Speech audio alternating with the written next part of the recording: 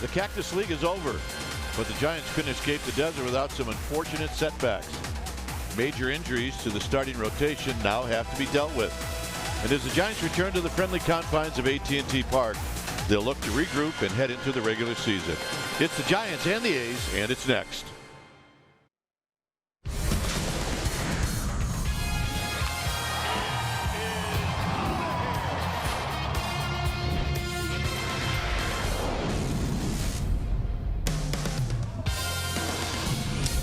Giants are back home. We're at AT Park as we get ready for exhibition baseball. This is the A's and the Giants. Welcome to NBC Sports Bay Area, and it's powered by Xfinity. Hi again, everybody. I'm Dwayne Kuiper. Alongside me is Mike Krukow. Well, this game, the game tomorrow night, and then the season opens on Thursday. So everybody's getting geared up for this regular season to start. And one of the guys getting geared up is Derek Holland, who's going to pitch tonight. And he will probably pitch against the Dodgers. Well, Derek Holland really has had a great spring, and he will look to continue that same type of a momentum-building appearance tonight as he makes his last start in spring training. He basically came down to spring training and he won a job. So now he wants to start perfecting his act as he heads into the everyday season. Now, from a player's perspective, today's game is simple. Get your work in, get your good at-bats, concentrate. But right now it's tough to face Daniel Mingden when you're thinking about Clayton Kershaw, the pitcher you're going to see in Los Angeles on Thursday. But you got to be a pro and you got to get something out of it. And it is the varsity, and it is quite possibly the lineup that we'll all see on Thursday. All right, there's a special announcement today regarding the regular season Bay Bridge Series, and Amy G will recap today's press conference when we come back, and we'll do all of that right after this.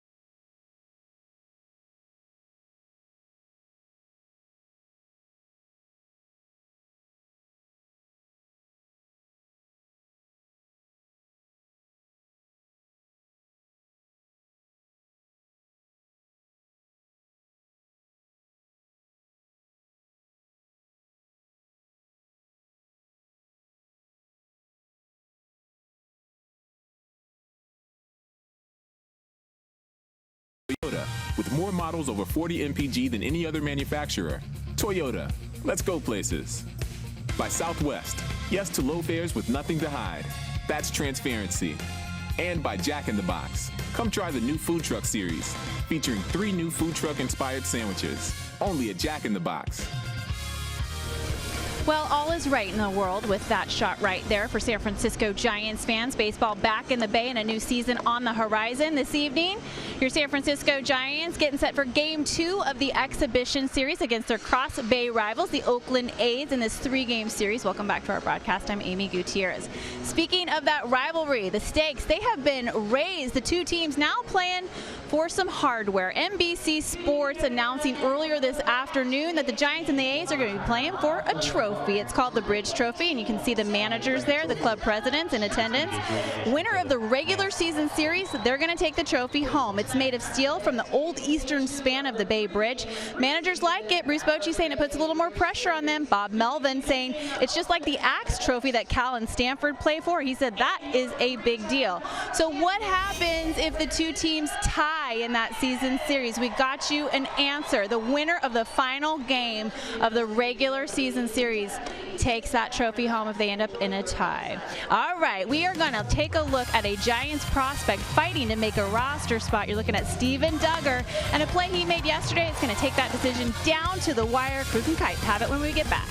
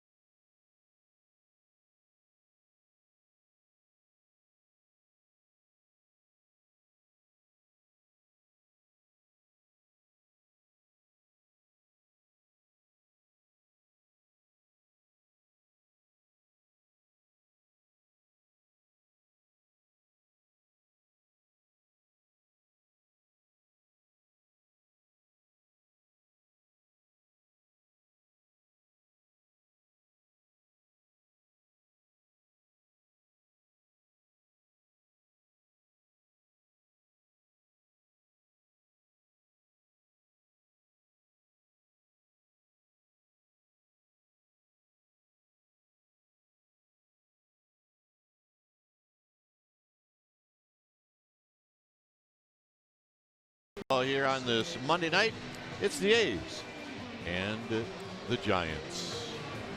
All right, Mike, what do you got? Well, right now it's time for our Smart Play. It's brought to you by your Northern California Ford dealers. Yesterday, Matt Joyce teeing it up against Johnny Cueto. Gets it all, and Steven Duggar says not enough. Goes over the wall and takes away a home run. And in the end, all Matt Joyce can do is give him a tip of the cap. And that is our Smart Play, brought to you by your Northern California Ford dealers. And Steven Duggar is not in the starting lineup. All right, when we come back, we will have the lineups on the first pitch right after this.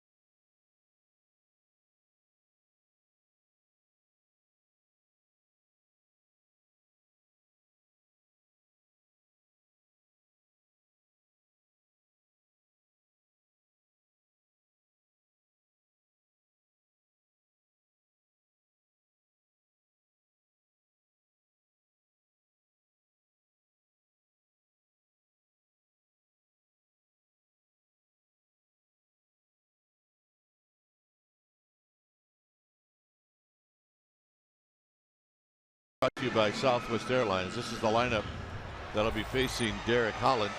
It'll be Marcus Semien in the leadoff spot, followed by Lucroy, Lowry, and then Chris Davis. The former Cardinal, Stephen Piscotty, is going to hit in the 5th slot. Then it's Smolinski, Chapman, Pinder, and Mark Canha is going to hit in the 9th spot. The A's will use the DH. The Giants will not. On the hill tonight for the Giants will be the newcomer Derek Holland. Came to camp this year, won himself a job, and he'll be the 3rd man in the rotation. This is what he's done this spring. 1-1 with a 4.20 ERA. And look at the strikeouts, 18 in 15 innings against just 5 walks. He's going to give you a fastball that's low to mid-90s, a 2 and 4 seam it, good changeup and a curveball. Holland, 31 years of age, 6'2", 215-pounder. Got just about 9 years at the big league level. Yeah, he's a veteran. No doubt about that. And making his 3rd start. And the first pitch of the ball game is on its way, and it's a swing and a foul back. So we get started at 7:13. So everybody rushing it a little bit.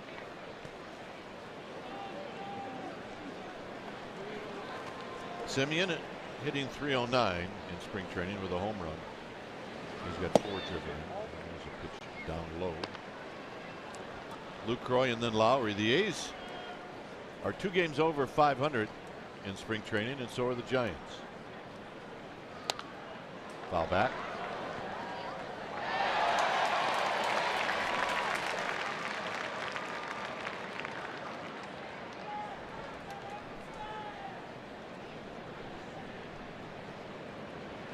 Holland likes that 3rd base side of the rubber. He's way over. Got him.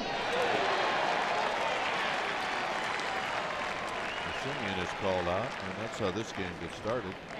So, scoreboard right off the bat, doing a good job. There's the payoff pitch, a nice little cut fastball in the inside corner. Take a look at the hand action, very quiet, never lifts his glove up above the SF on his shirt. Very compact motion. And here he unloads with that little cut right in the inside corner. See you later. Grab some pine meat. Here's Jonathan Lucroy. And there's a called strike. You think there might have been gremlins in there during the offseason? Yeah, I do. It's not working. That's our point, I guess. A little flinch by home plate umpire Gabe Morales as he calls it a ball. It's 1 ball and 1 strike. Lucroy's looking for his first hit this spring. Got a late start after signing late with these Oakland A's. I do believe, Mike, he probably caught Derek Holland when he was with the Rangers. No doubt. A's fans are going to really enjoy watching Jonathan Lucroy play this summer. Good player. High and foul, and it's now 2-2. Let's take a look at the Giants defensively behind Holland tonight, starting in the outfield from left to right. It'll be Pence, Jackson, and McCutcheon. Crawford, Longoria on the left side of the infield, Panic and Belt on the right side. Buster Posey, he'll be in the squad, putting down the signs. In a dirt, blocked by Buster Posey, 3-2. Point you made in our open, this is probably going to be the opening day lineup for the Giants when they tee it up Thursday against the Dodgers. Maybe not in this order, but probably the players on the field will all be in the lineup. Got him. 2 down. I'm telling you, it's hard to see right now. Well, it has been for Semien and Lucroy. They're not picking up Holland at all. It's very dark for us. And pretty much the same pitch that he struck out Semien, and he didn't throw on the inside part of the plate. This is right down Broadway. And that is just a bad guess. Here's Lowry, who drives it into left field for Hunter Pence. And 11 pitches, and that's going to end the inning. So nice first inning for Derek Holland. And now the Giants are coming up.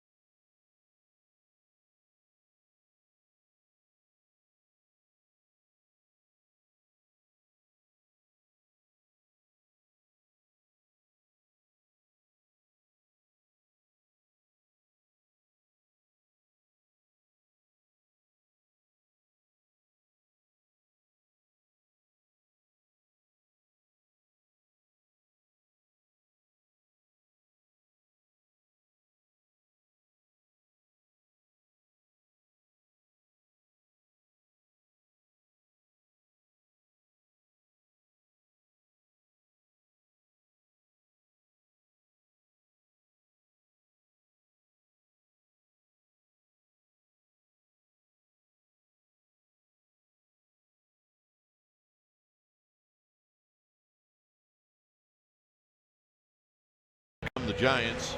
And this is their lineup, brought to you by Southwest Airlines. It'll be two lefties in a row, Panic and Belt, and then McCutcheon, followed by Buster Posey. Buster Posey, the cleanup hitter. Longoria, Crawford, and Pence. Austin Jackson's going to hit in the A spot. And then pitching and batting ninth is Derek Holland. On the hill tonight for Oakland will be the right-hander Daniel Mingden. Mingden, 6'1", 230-pounder. He's 25 years of age. Got just about a year's time at the big league level. Take a look at his spring. Not really unlike the numbers you would expect to see from a breaking ball guy in spring. You don't get a lot of help in Arizona, and this is what this guy features. He got 4 pitches: fastball, curveball, slider, and a changeup. His curveball is fantastic. Kind of an old style. You can see the windup in the mustache. He pitched well against the Giants in the start last year. He did. He absolutely did. I mean, he's a total throwback. It's an old-time baseball player. He even double pumps his windup sometimes. Panic takes a strike. He's hitting at .298, a good spring, 2 home runs. He's got 6 runs batted in.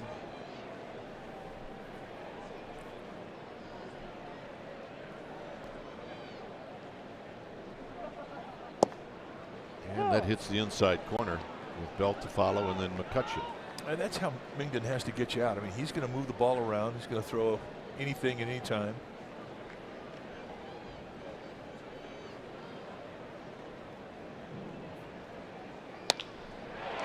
And a soft line drive to Lowry for out number 1. Let's take a look at the A's defensively, starting in their outfield from left to right. It'll be Pinder, Smolinski, and Piscotty. Simeon Chapman on the left side of the infield. Lowry, Canna on the right side, and Jonathan Lucroy, he'll be in the squad, putting down the sides.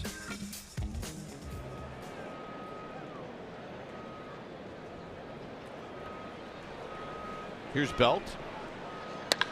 Belt doesn't waste any time. High and deep, but it's pretty dead out in center field, and that's out number 2.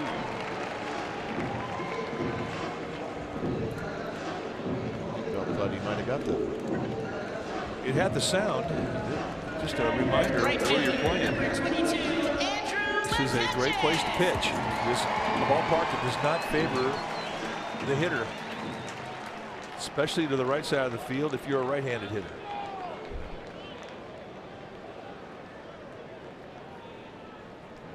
Here's Andrew McCutcheon. McCutcheon at .342. And he looks at a first pitch fastball for a strike.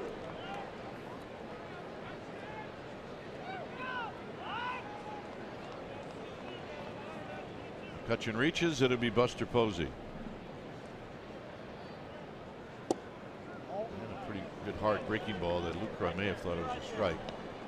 And it evens the count at 1 ball and 1 strike. Lucroy having a discussion with Gabe Rouse, the plate umpire, arguing for his pitcher.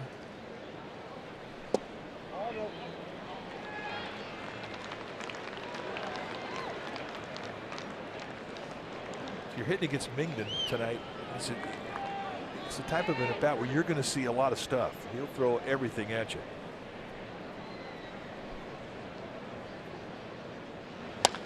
Pulled foul. It's 2-2.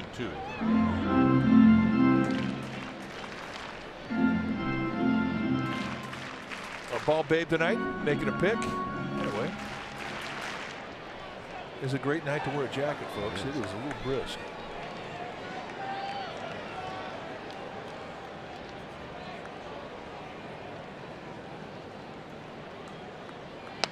Out of play. So pretty good battle.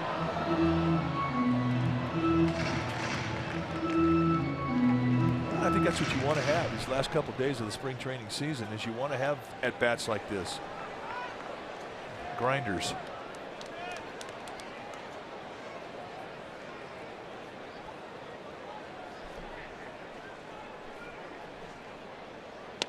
On the ground sharply to third, but on the back end is Chapman, and that's going to end the inning. So both starters go 1, 2, 3. Second inning coming up.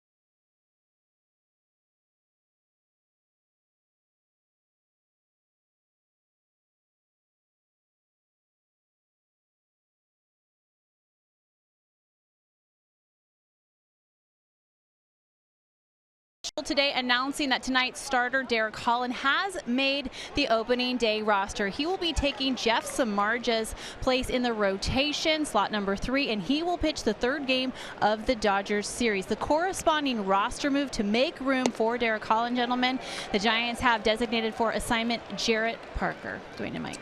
All right, so it's official. The skipper has made the announcement. And the 0-1 to Chris Davis. And now we got the scoreboard back. And I like it already. A little difference. You see balls and strikes are a little bigger than last year.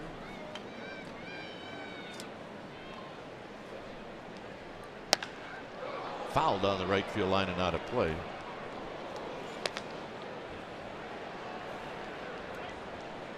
There you see more info on the career of Derek Holland. Last year, just not a good year for him in Chicago. Now 12 games over 500 career-wise and 3-1 in the playoffs. And Holland thought he had strikeout number 3. Like, I'm telling you, it's dark. Well, I agree with you. I think guys are having a hard time seeing it. That's the pitch that Holland thought he had strike 3 with. And it is weird when you make a pitch like that and the plate umpire doesn't compliment you with a call.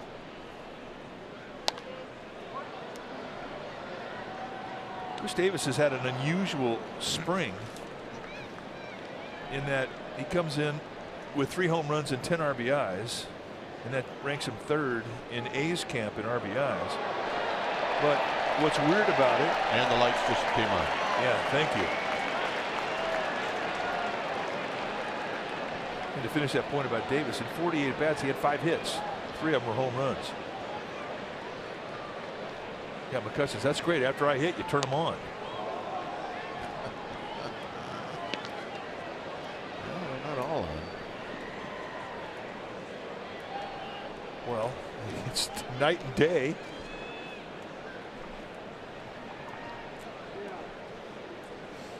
It's 1-2 to Chris Davis. Well, those are good misses. Davis, lots of power. 40+ home run season last year.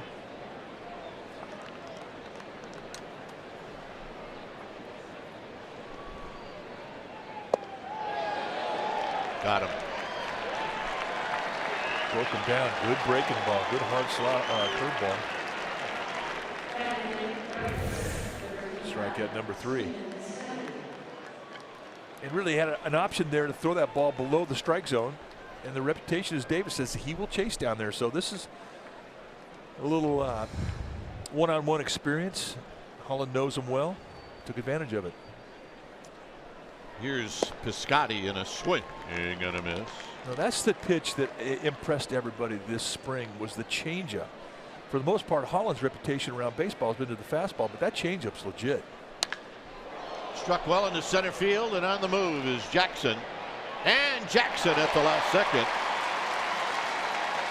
moves further back, and he makes the catch. By the way, the D-backs will be in San Francisco to close out the first homestand. That'll be Monday, April 9th to Wednesday, the 11th. Dynamic deal ticket offers are available for all 3 games, starting as low as $8. sfgiants.com/dynamic deal to make advantage of this $8 offer. Here's Smolinski.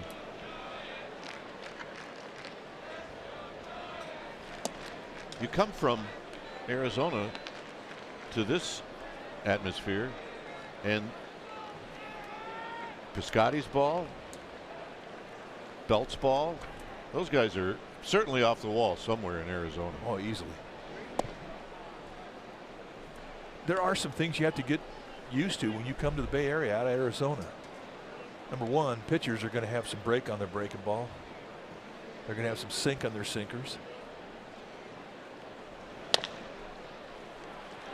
One big hop, side retired, Longoria to Bell. Posey, Longoria, Crawford coming up.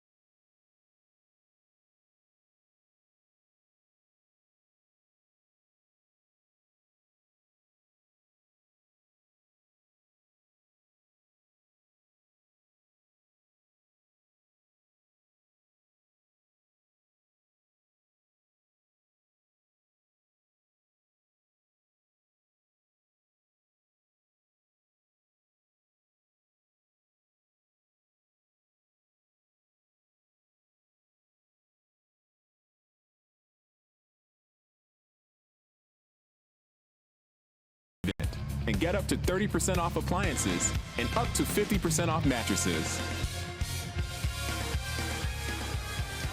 No score. Bottom of the second. Here's Buster Posey.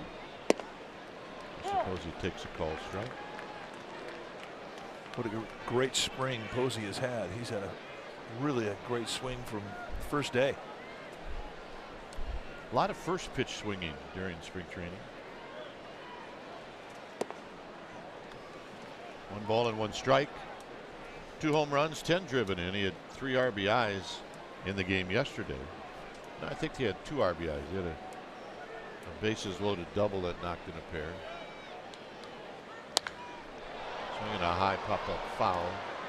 Giving chase will be Canna, and it's going to be out of play. Well, that foul ball, you can take a look at the new netting that extends well past the dugouts. The protective screen goes all the way here and all the way down here on the other side. I mean, that's a long area.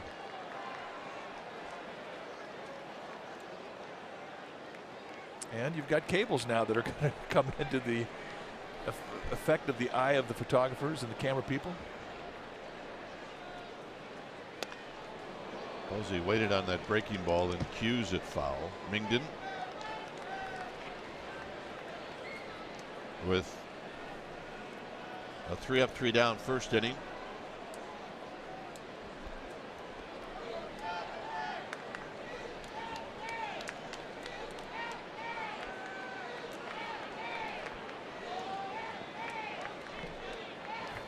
Longoria and then Crawford.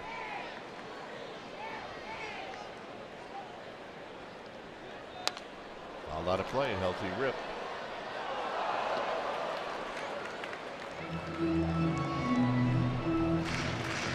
Buster was one of, I'd say maybe 4 or 5 Giants that Bruce Bochy called it slow play, eased them into spring training games, and then didn't play them back-to-back games for a while. And to right field, and a base hit. And under the glove of Piscotti. And Posey at second base. Boy, all spring long inside the ball. A lot of approach to right field. Really let this ball get deep and just serves it out. And I talk about deep. Watch how far into his chest this ball gets before he sends it out. I mean, that is something he has done all spring, and it's really funny is that you get a guy like Evan Longoria who's stepping in now, who has a very similar style of hitting as Posey, and they've been feeding off each other.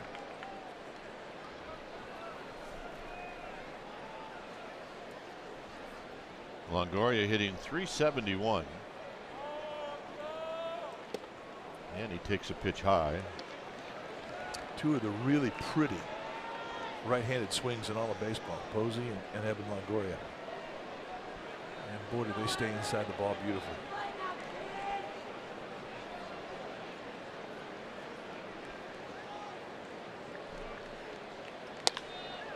And a little pop-up to right field. It'll be Lowry and Piscotti, and Lowry makes the catch. So nice play by Lowry. It's the first at bat that Evan Longoria has ever had in this ballpark. Come on.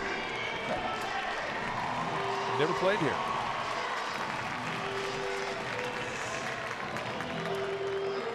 Well, it didn't count. Well, if you pop it up and it's an out, that's not a bad It didn't thing. count.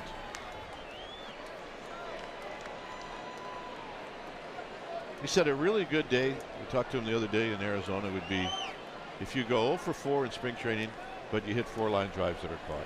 He said that's a perfect day. Don't waste them, but hit the ball hard. Here's Crawford. Crawford looks at a strike. Crawford right at 300 with 5 runs batted in.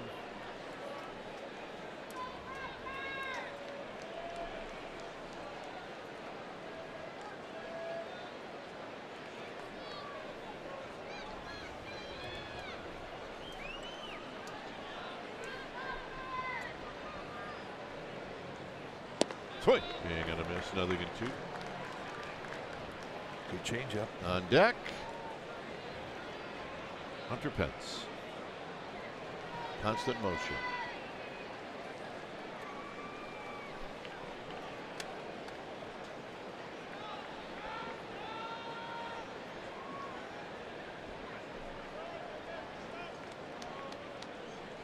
And the 0-2.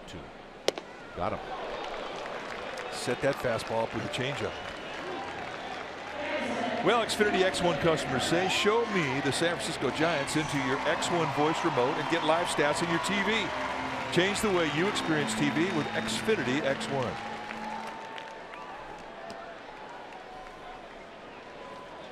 Hunter Pence.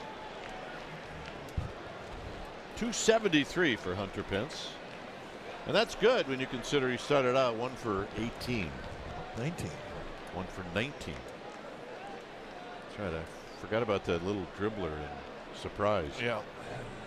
He beat it out, but they didn't give it. Line drive, left field. Pinder coming in. It's a base hit. Here comes Posey. Here's the throw home. It is not in time.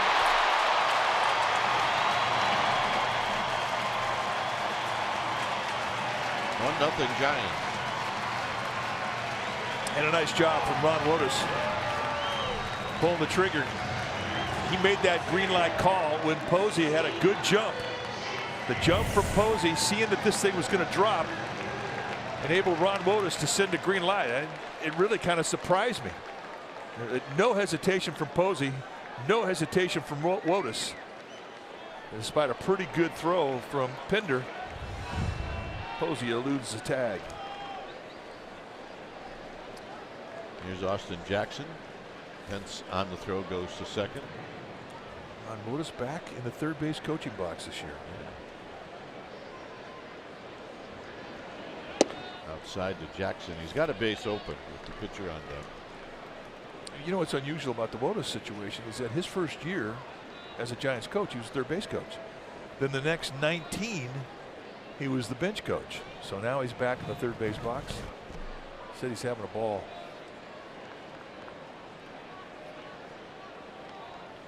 Ooh, healthy rip. A ball and a strike.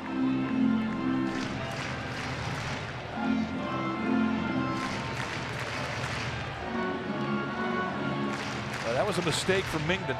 They set that target on the outside part of the plate. That thing came right back in the middle wheelhouse. Yeah, this is the swings Bruce Bochy likes to see.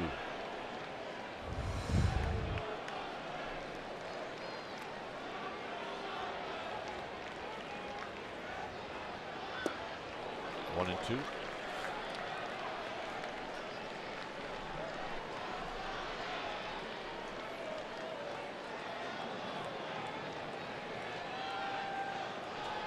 Putting on the gear after you circle the bases. Catchers.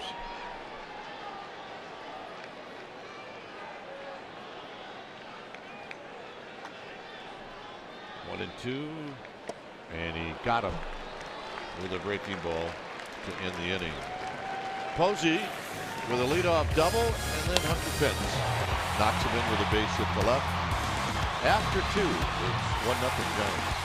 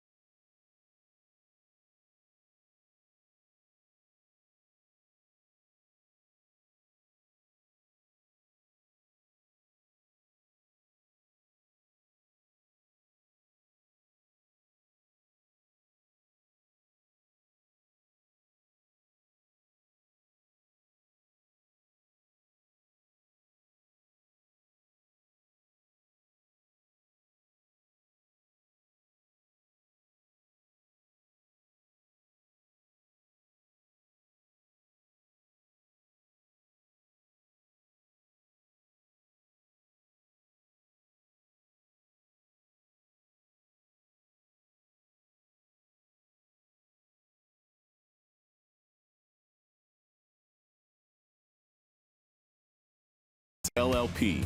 Aggressive, accessible, experienced tax attorneys.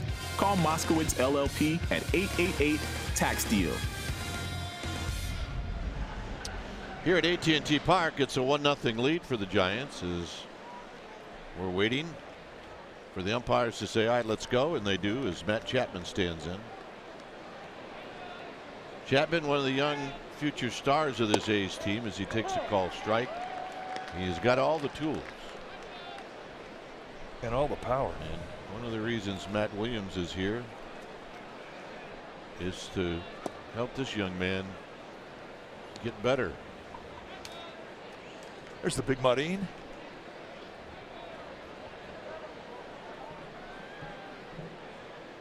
Yeah. Matt Williams jerseys all over. High and deep to left. And gone. And that's the first hit for the A's, and it's 1-1. Talking about the power of Matt Chapman. And there's an example of it. I mean, that's just down and in right into his wheelhouse. That cut fastball that really has been a good pitch his first time through the lineup for Derek Holland. He was not impressed. Boom.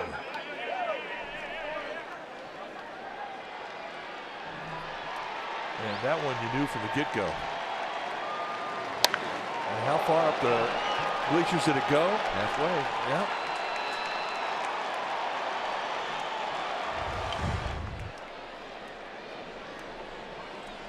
So here's Pinder. And Pinder with a healthy rip and a foul out of play. Pinder, 3 home runs this spring with 4 RBIs. He's hitting .222.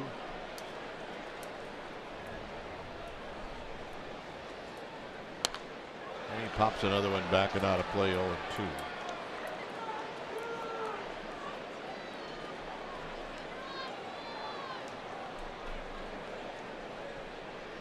Mark Canha is on deck. Remember, no DH, or make that yes a DH for the A's. All right, let's check in with Amy G. She's got a guess. Amy? Not only do I have a guest, Wayne, I have the opening day starter. Kind of a big deal. Ty Block, congratulations. And will you just share how you got the news? I don't think it came as a huge surprise given what happened to Madison Bumgarner, but it's a really special moment in your career. Yeah, it was tough, you know, hearing Bum get hurt like that. It's never ideal, but yeah, just definitely honored to have that opportunity to go out there opening day and get that start. Should we talk about your batting average against Clayton Kershaw? We won't jinx it. We won't jinx it. We'll just tell people to look it up. Okay, so kind of a 1-2 punch last week for you guys, getting news about Jeff Samardzija. He's going to be out for a little while. Madison Bumgarner out for a little while. Your skipper today saying, hey, this is part of the game. It's all about how you respond. So how do you guys respond to news like that? You know, we just got to go out there and take care of business. It doesn't matter who's out there, who's on the mound. We got to go out there and try to find a way to win ball games. We've got a great bullpen this year. Looking forward to being able to kind of shorten the games up, you know, get the ball to them so we can get a little early lead. We've got a great offense, you know, adding, you know, Kutch and Longo and Austin Jackson, some guys that line up not only offensively but defensively. They're going to be awesome additions. So we're really looking forward to that.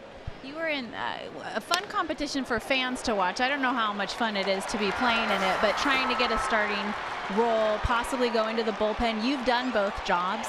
What's the key for you to kind of just roll with it yourself and be flexible and ready for anything? Just trying to stay in the moment.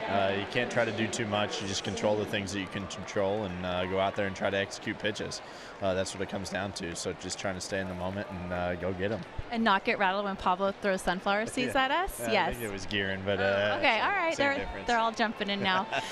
Something else your skipper said that struck me today was that the recent injuries that you guys have accrued, he feels like you're in a pretty good position, especially given how you were last year and that was such a blow losing Madison. This year he felt different because of the guys that you went out and got. You have, you know, a stronger offense. You have more depth with your pitching.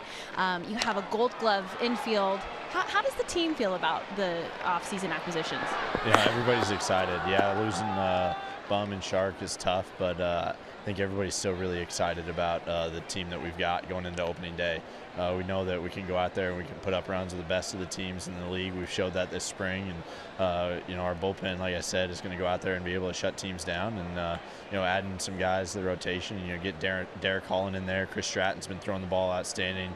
You know, Johnny looks like he's kind of back to form with the way he threw yesterday. So we're excited about the team that we've got. It's going to be a fun little run here. So if you want to see Ty Block smile, you just say, "You got married in the off season." He is officially off the market. How is being married? It's awesome. Just really lucky to have Nikki in my life, and she's been out with me all spring training. She can be with me this year, so it's been a lot of fun. You know, just some new adventures that we'll have together. Congratulations. That's my favorite thing, is to watch you smile when we talk about getting married. All right, gentlemen, up to you. Well, Ty Block in true form. All-American boy. He's a good guy, and he's up to the challenge of opening day. And that's the one thing that he does so well. I mean, he finds calm on the days that he pitches. Here's Jonathan Lucroy, who takes a pitch inside. Canna, who doubled, is at third.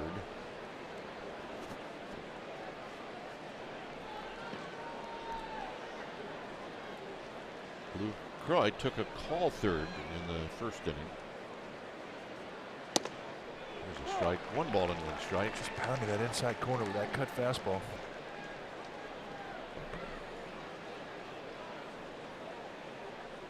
That's really something that we've come to expect from Derek Holland, his command on both sides of the plate. I mean, his control has been very good this spring. He tries to hit that inside corner again. He just missed. That's a good miss too. When you want to, you have a 1-1 count. I mean, you want to hit that inside corner. If you miss, you're saying, "I want to miss inside." Even though you don't get the strike, it's still a good pitch.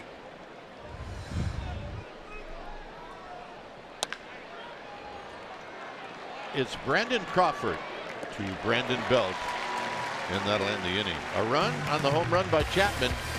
It ties things up. Holland will lead it off.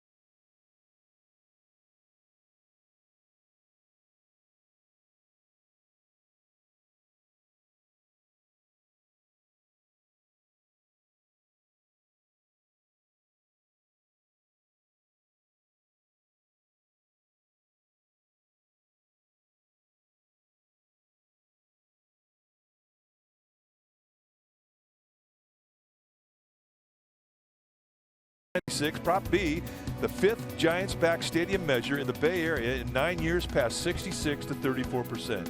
The proposal promised a privately financed ballpark with no public monies for stadium construction. And Peter McGowan, Giants president and managing general partner, said, "It's clear to me the voters of San Francisco want this ballpark, and it's going to happen." Here's Holland, who takes a pitch low and away. How'd that turn out, by the way? I think it turned out pretty well. It is a beautiful yard.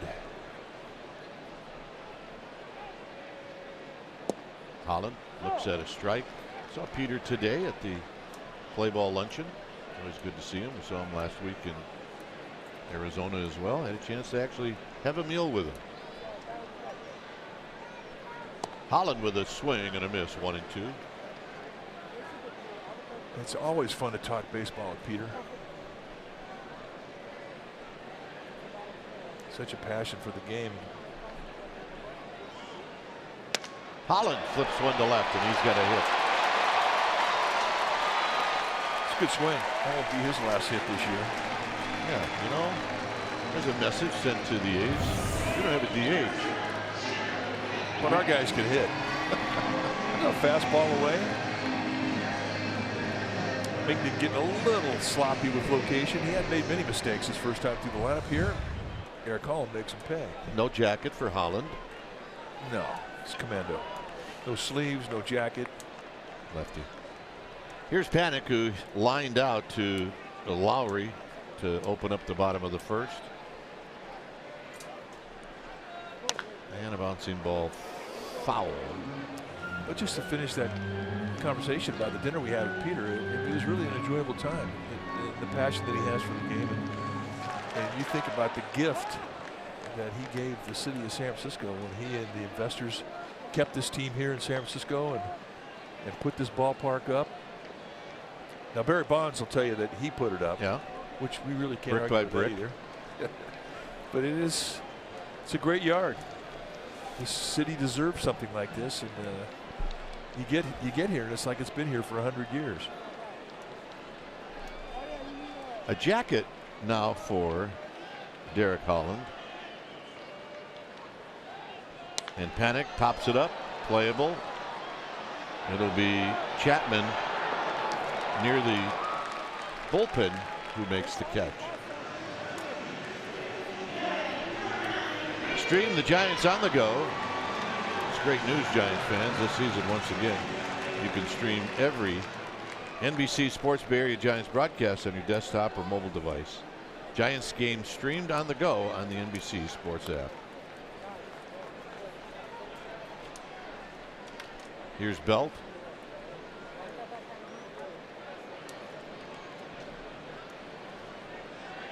Overshift is on for Belt. And he pops it foul and out of play. See the beautiful shot from high above AT Park. I don't know if Peter thought it was going to be that great. I don't think anybody thought it was going to be this great. It's just so comfortable as to how it caresses McCovey Cove, looks out onto the bay. Perfect. Belt takes one on the inside corner. 1-2. Holland a leadoff single here in the bottom of the third. He's at first with Andrew McCutchen on deck.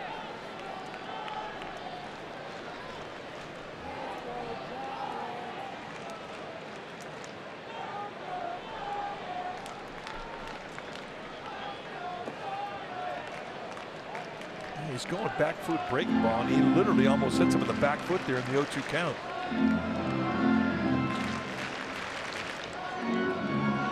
It really is amazing how you, as a curveball pitcher, pitch a long time in spring training in Arizona. You get to the Bay Area, and it's like you got your curveball back, you got your sinker back, you got movement. Sometimes it takes you a while to adjust to it, especially on the curveball. And a high fastball. It's 2-2.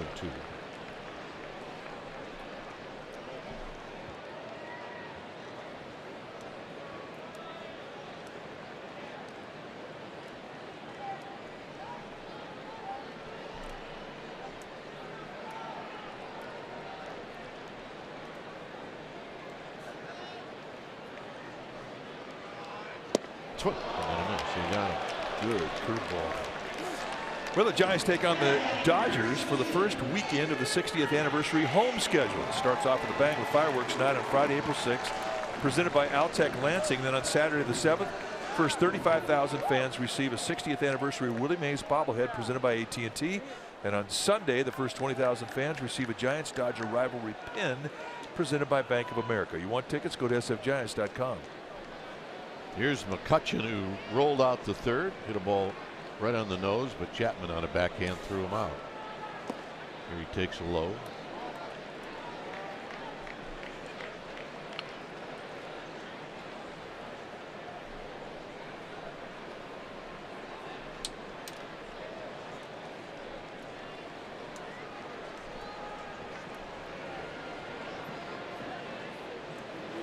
Posey watching from the on-deck circle. Holland with his lead.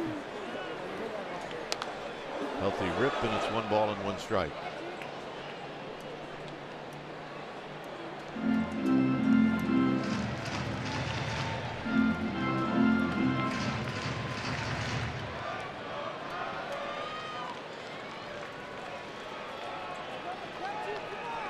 We talked about the Giants Community Fund Play Ball Luncheon today, where all the players are there.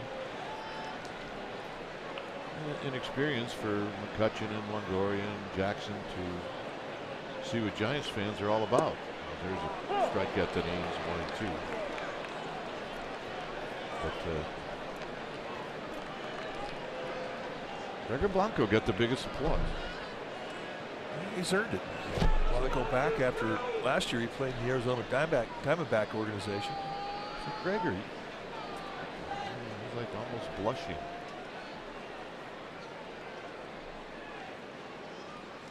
In the dirt, it squirts away. Holland, who read it right away, takes off. Easy, big fella. Look, he's had 1 at bat this spring. And you saw it when he got his base hit. So now he's on the base pass for the first time this spring. It does feel a little foreign when you get out there after you haven't been out there for a while. And remember, most of his career has been in the American League.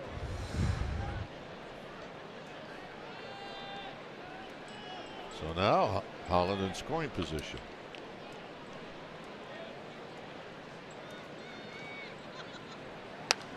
And McCutcheon gets the fastball. Yeah, the announcement today that Dusty Baker was going to be part of the Giants organization again, and special assistant to Larry Baer. And Dusty was at the luncheon, and he got a great ovation, as you would expect. It almost looked like Dusty was a little reluctant to stand up, but when he did, people let him know how much they care about him. Well, he's earned that love and respect. It's great to have him back. Breaking ball down low, 3 and 2.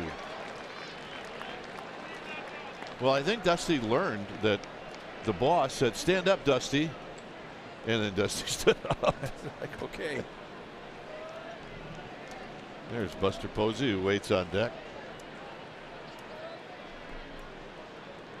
It's a 1-1 game here in the bottom of the third.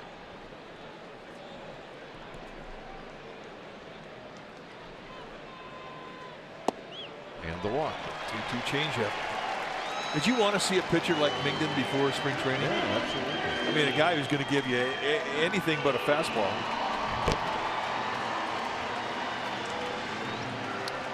Posey doubled and scored in the second. Yeah, he may be the perfect right-hander to face. What you don't want to see is a knuckleballer. No. There's not a good time to ever see a knuckleball. Ever. That could make you hate baseball.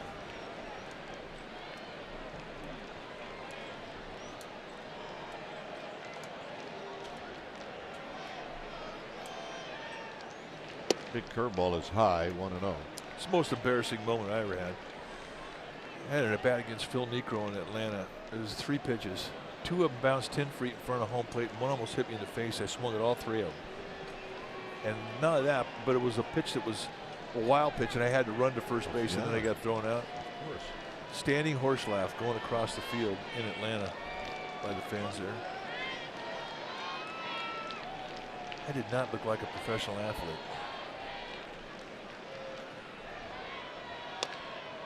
Tap foul. It's a ball and a strike. And if you remember, the dugouts to the foul lines in Fulton County Stadium, you got a half-day meal money going from the dugout to home plate. I remember. So the horse laugh lasts a long time. Knuckleballers. Aren't many around anymore.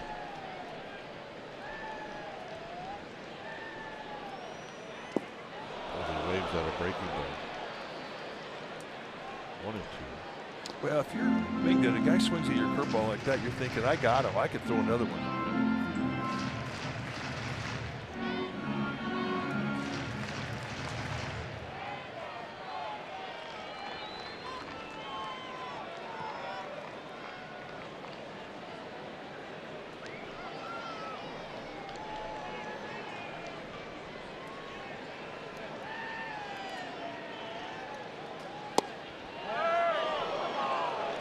Just a little low, perhaps a bit inside, but did not miss that strike zone by much. Mingden thought he had a two-seam fastball, just zipped it right by him. I'd say don't take that on Thursday. No.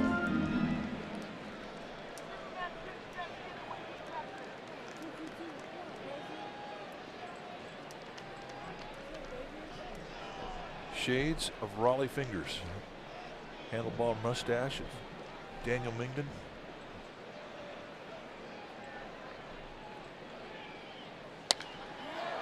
High and foul and out of play. If you look at him in the face, he actually has the catfish hunter face with the Raleigh fingers mustache. Yeah, that's a good call. I mean, I think that mustache would have been a novelty in any other organization except for the A's. Simply because of the Hall of Famer Raleigh fingers, he kind of defined the organization with his mustache. And we still see him, and he still has the same mustache.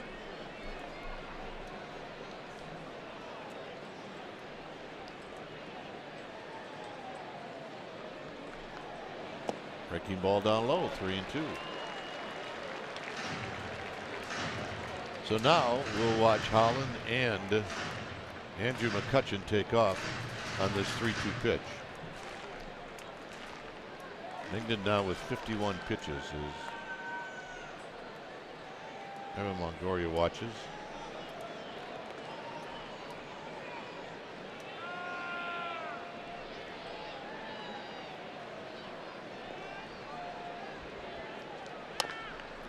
That foul.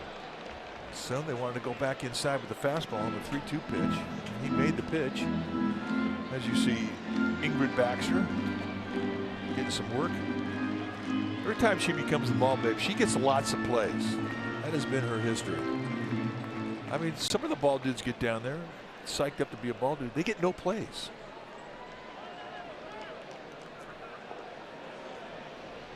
So Ingrid's ball magnet? Yeah.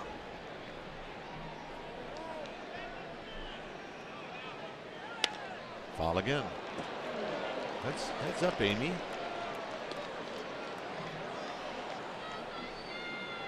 And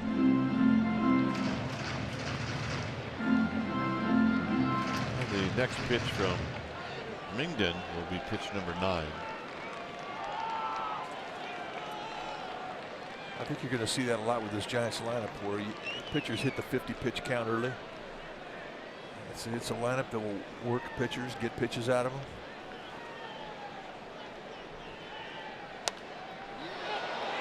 Lucroy may have a play as he comes back, and he puts it away, and that's going to end the inning.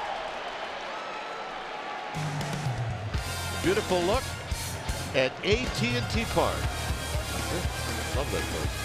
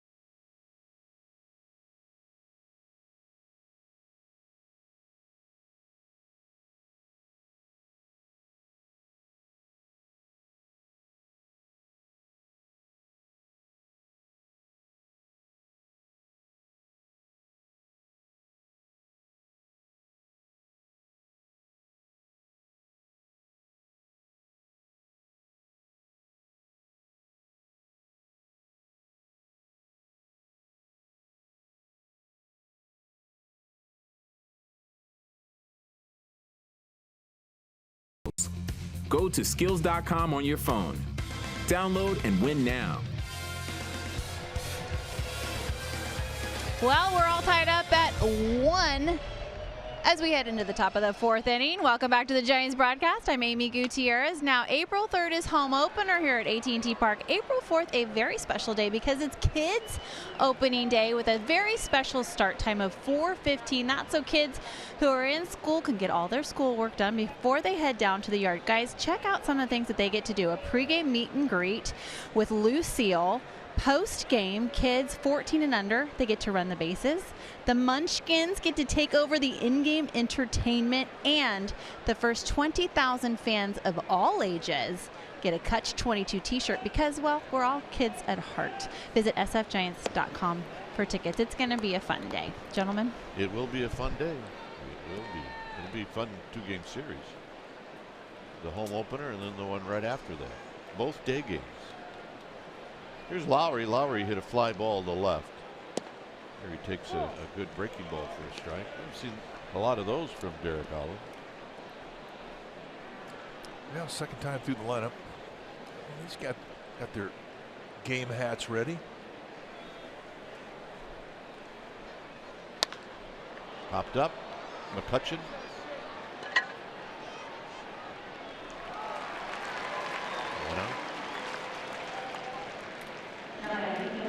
There are certain nights where the hats you just saw are appropriate, and tonight's one of them. Yeah, the 2-flap hat, that's a hit. If there was ever a hat that was made for Northern California, you're looking at it. Absolutely made for Candlestick, that's for sure. In the entire state of Wisconsin. Wait a minute, that last one, that's unique. She's an A's fan. She's got the elephant hat on.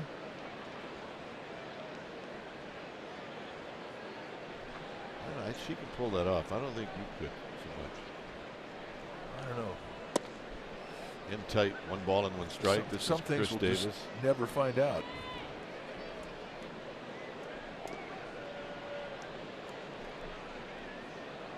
Yeah, not their first time here. Veterans.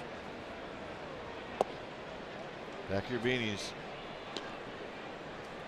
That's one of the things they're going to give away this year. They're going to give away the college night beanies. Have you seen them? I saw them today for the first time. Very cool. So you have privileges. We don't, but you get to see these things early. Yeah, it's called the big screen out in center field. It was my privilege during batting practice. They were showing some of the promos that were upcoming. Gamer hat. And Longoria to belt. We talked about Longoria, how he reminds us of Matt Williams, and it's, I guess, just a bit ironic that he's only standing 20 feet away from him. Well, and the way he receives the ball, I mean, he's so soft-handed, so relaxed as he receives the ball. That's what reminds us. Loose arm, very loose arm. Just relaxed, put you right to sleep with soft hands. And soft hands for a third baseman, you've got to have them if you're going to be elite.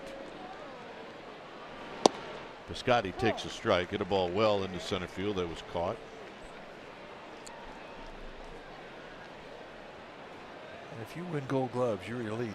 Longoria, Williams, both have them. Good breaking ball.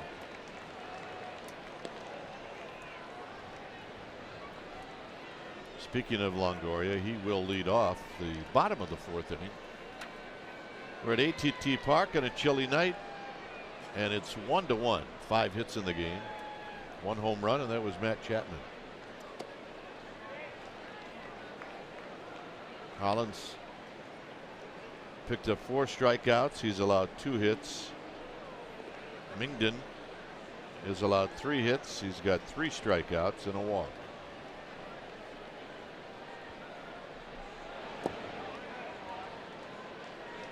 Two good efforts on the 0-2 and the 1-2. Throwing breaking balls, you don't want to ever say, I'm going to throw this one high. You throw it, you say, I'm going to miss below the strike zone like he did on those 2 pitches. So from Piscotty's perspective, those are 2 pretty good takes when you're down the count, 0-2 and 1-2. This is flipped into center field and it's going to fall. So Piscotty picks up the 3rd hit for the A's, and that'll bring up Smolinski.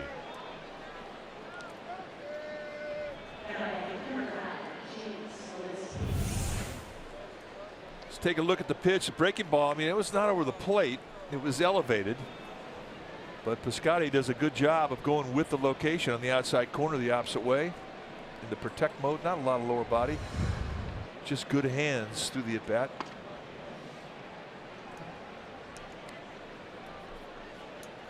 Smolinski rolled out to Longoria to end the 2nd. Takes that slow breaking ball for a strike.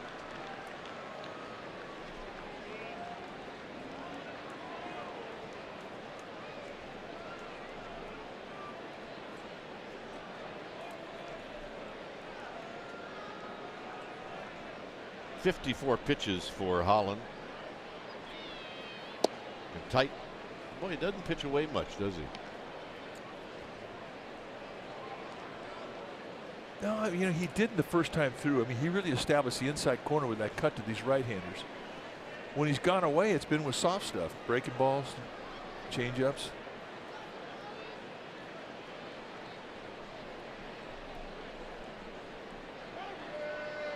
Foot. He ain't gonna miss 1 and 2. Again, away with the changeup. Good location.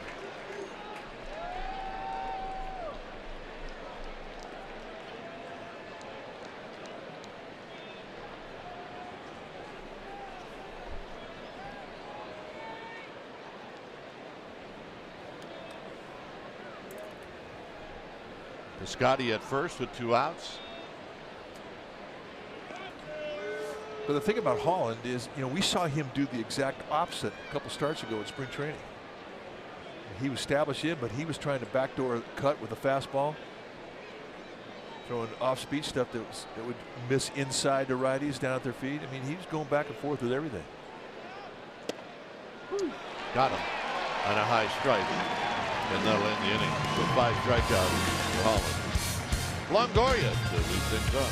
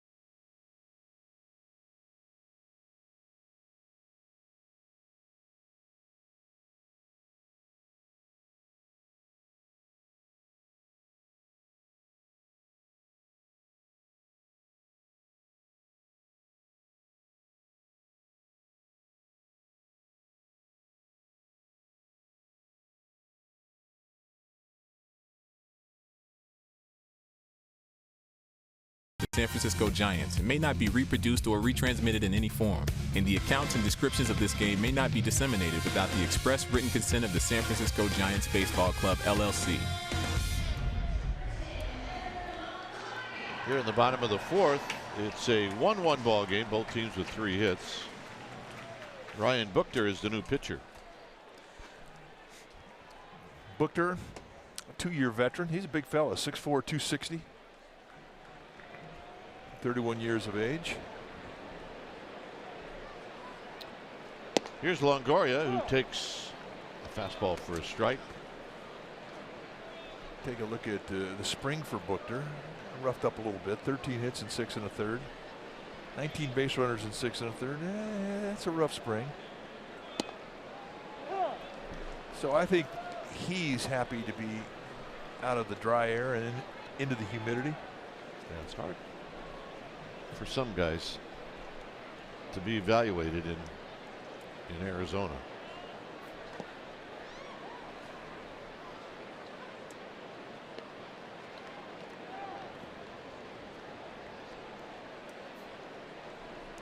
And maybe that Buchter's one of those guys.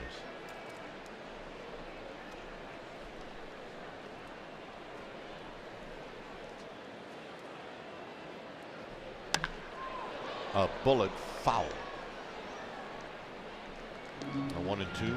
If you're a left-handed pitcher, I mean, one of the hardest guys to get out. If you have a left-handed cut fastball like Buchter has, is a right-handed hitter with an inside-out swing like Longoria has, like Posey has. They're just tough to jam.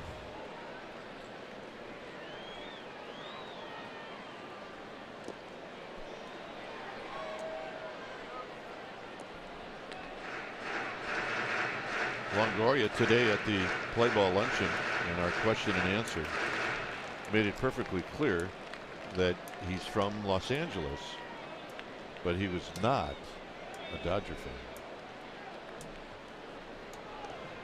And of course, he played to the crowd. And this time he goes around, so Longoria's retired. Well, Longoria was an Angels fan. And you think back, I mean, back when they won the World Championship in 2002, I mean, that was his team. Yep.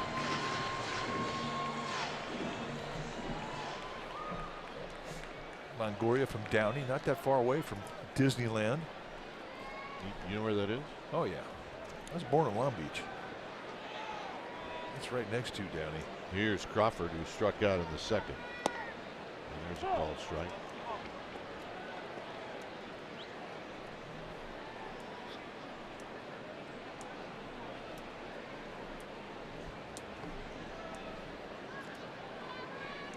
No balls and 1 strike to Brandon Crawford. And Crawford hits a high foul and out of play. It's 0-2.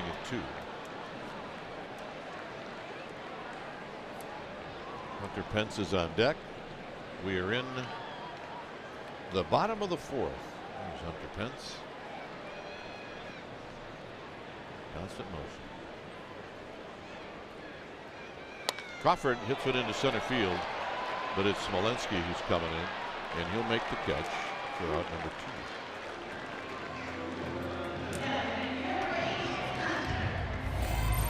Now the second inning, it was Hunter Pence who steps up off the end of the bat, hits a little breaking ball, not a hanger, but it finds a hole, knocks in Buster Posey, and that's how the Giants got put on the board. 9th RBI of the spring for Hunter Pence. And we gave an assist to Ron Wotus. His first RYI of the year. Run yelled in. My butt's on the line. Yep. I think we might be saying that a few times this year.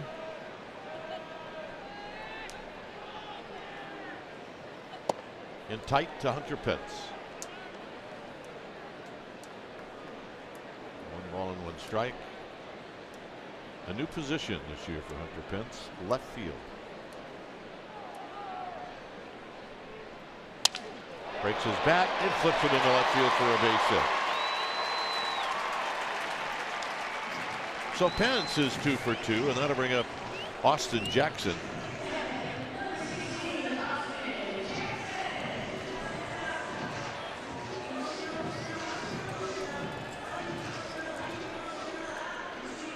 Austin Jackson struck out in the second inning.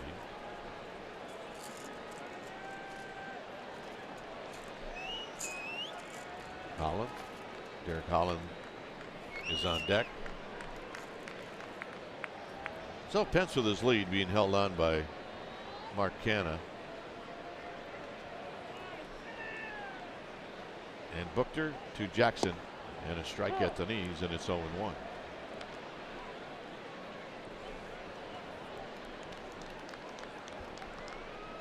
Jackson last year against lefties hit very well with the Indians, right around 340.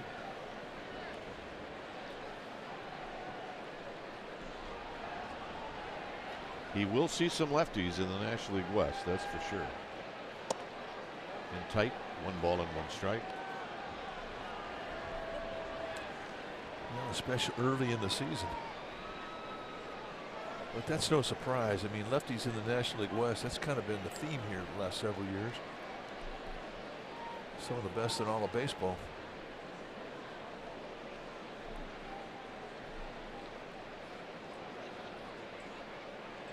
And a toss to first, and tell you what, that step by Buchter is pretty close to being one that would be called a balk. Well, this is the time, if you're a left-handed pitcher, to see just how far you can get away with stepping towards home while throwing to first. And that is right on the line. I mean, you have an imaginary line halfway between home and first, and that was right on it. Could have been on the home plate side. Chopped to short, it'll be Simeon, and that'll end the inning. Giants strand 1, will head to the 5th. It's all tied up. It's 1-1.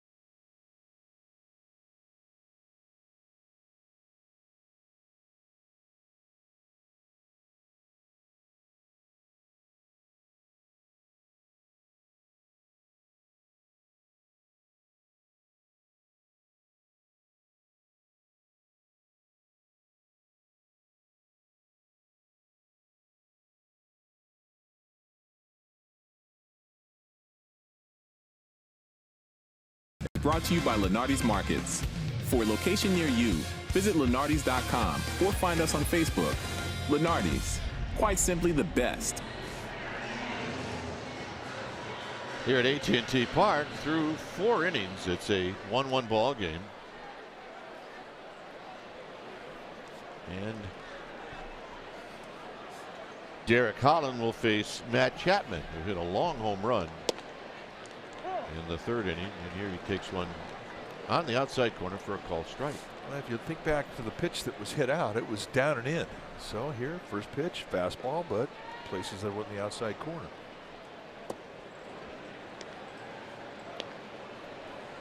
I always like to see how a guy's going to do against a guy who had hit a home run against him his previous at bat.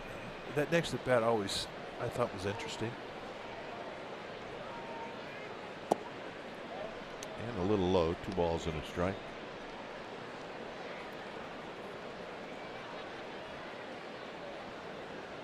Belt way off the line at first. Nope, 3-1. There's no pitcher ever likes to give up a home run. I mean, whether it be the regular season or spring training, a home run puts you in that guy's book, period. I don't care if it's a simulated game. Guy takes you deep, you're in his book. Fall back. You got both cheeks into this one. This was one that went a long ways. Well, down and in. And you're right. That's a double cheeker. Halfway up the bleachers.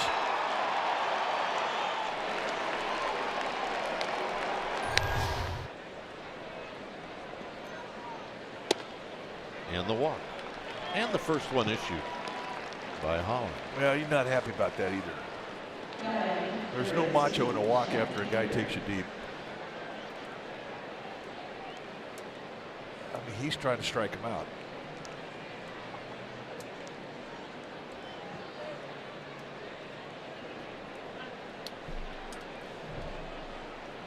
Here's Pinder. Pinder on the ground to third. Longoria stays with it. That's one. That's two. That nearly went under the wickets, or between the wickets and under the glove of Longoria. Well, you fight yourself to stay down, stay down.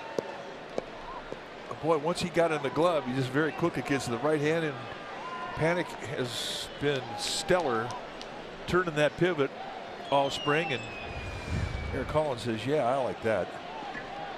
3 gold gloves, one by Evan Longoria as a Tampa Bay Ray. A healthy rip by Canna. And let's watch the magic of Joe Panik. Perfect feed, steps back, quick release.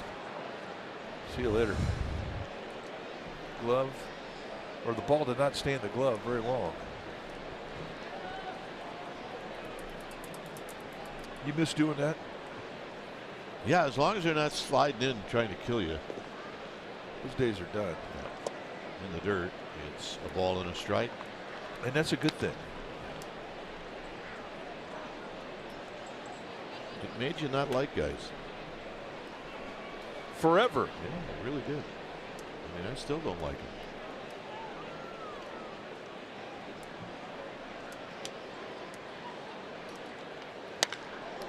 Hit well into left center field and gone. So Canna is now 2 for 2. And that's his 4th of the spring. And it's a 2-1 ball game.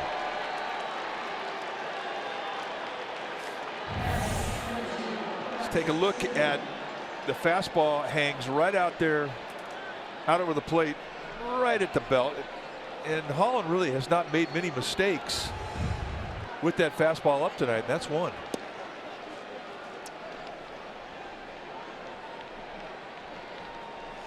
So here's Simeon, who's 0 for 2.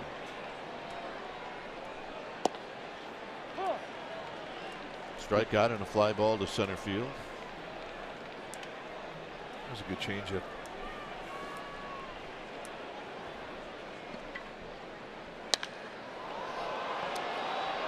Out into Triple's alley for McCutcheon.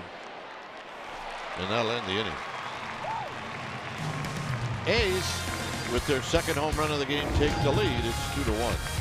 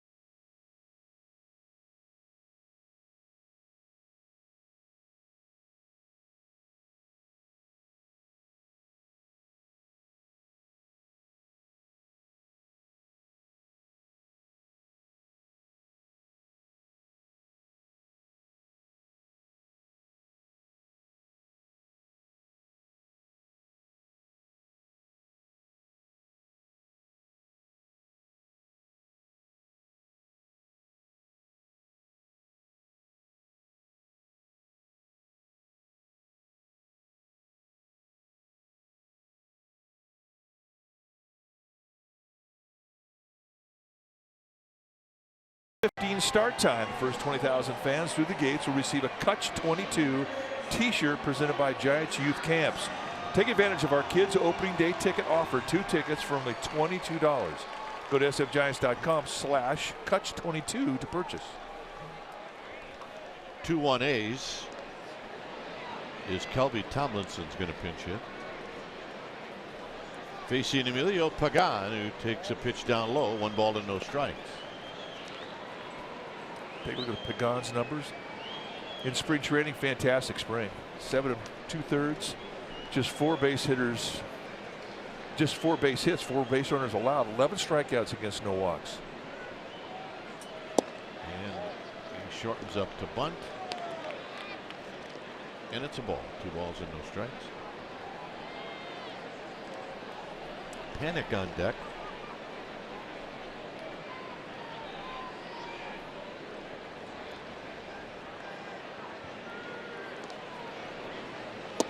Not close. 3-0.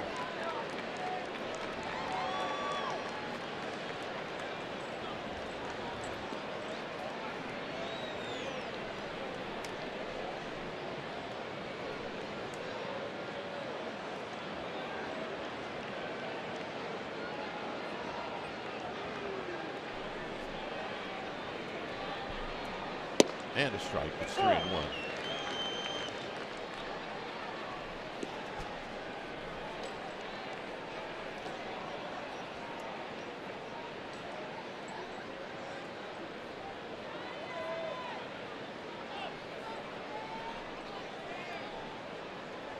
Swinging and fouling, and it's 3-2.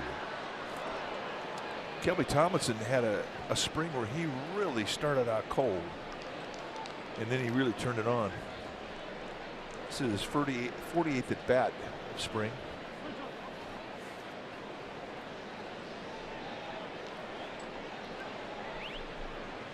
Joe Panic on deck. Up the middle, and it's Simeon. Well, Giants coverage is not over after the game. The McCovey Chronicles, Grant Biston and Therese Vignal bring you a fresh take on the game and the season on the Giants Outsiders tonight after the game at NBC Sports Bay Area. Pagan comes back after falling behind 3-0, and here's Joe Panic.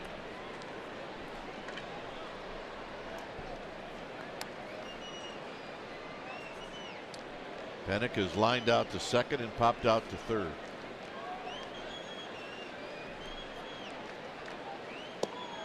And he takes a little low with Belt on deck. 2-1 A's here in the bottom of the 5th.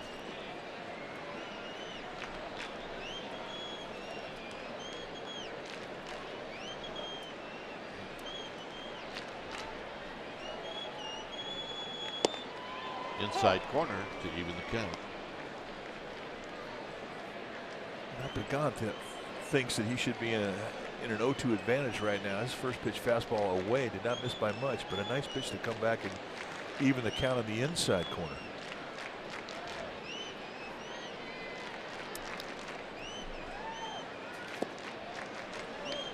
Tomorrow night, Chris Stratton right back here at AT Park against Andrew Triggs. It's an hour earlier. It'll be a 6 o'clock start. And we'll have it for you right here on NBC Sports Bay Area.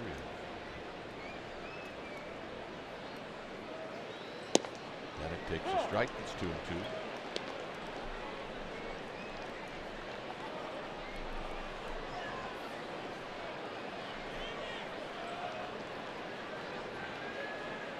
So Derek Holland's got to be feeling pretty good about tonight's outing. I think so. And he is ready to go. It was the design to go 5 innings.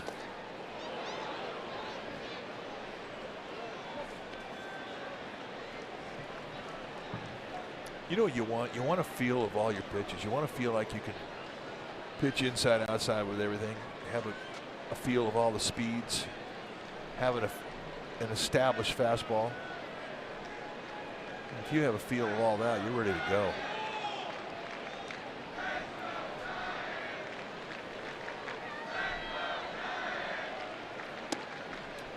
And Panic is going to take the walk.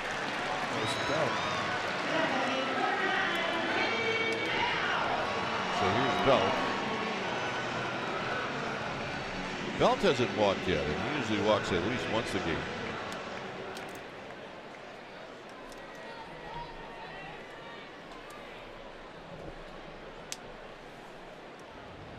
Oh for 2 with the fly out, a strikeout. But that doesn't tell you the whole story. His fly out, he hit it very well, dead center. Got knocked down by the Northern California air.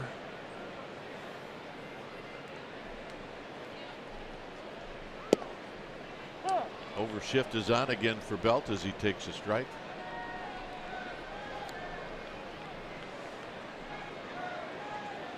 Pretty standard defense you see on a daily basis when Brandon Belt gets in that batter's box. It doesn't matter who the Giants are playing.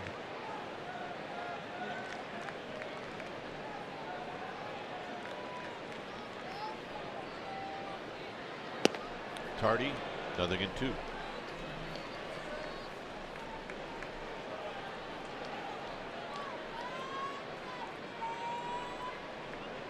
Swing through on a fastball, and Brandon Belt takes a little lap around the batter's box, having a discussion with himself. In a perfect world, he would like that pitch to be a little lower.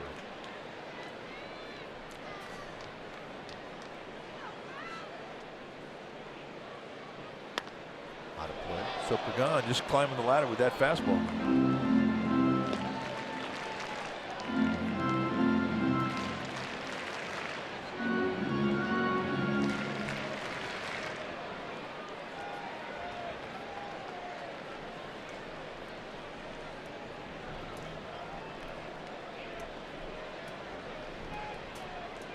0-2. Panic with his lead. 2-1 A's here in the 5th. Pagan to Belt, and it's low and in. 1-2.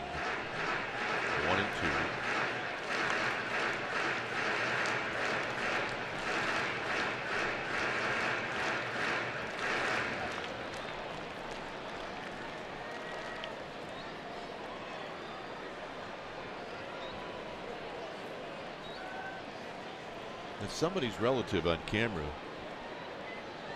So we watch McCutcheon in the on-deck circle.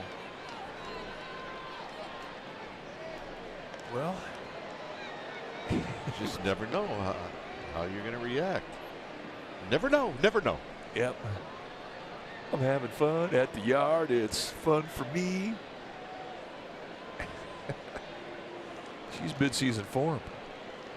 Oh yeah.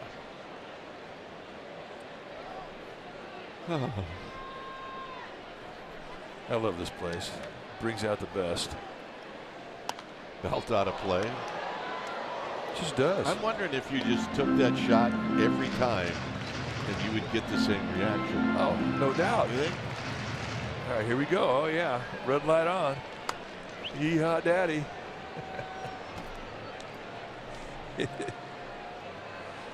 Yeah. So that's what, 3 for 3? You're making out a part of this. She's got to be at the top. First one you ask.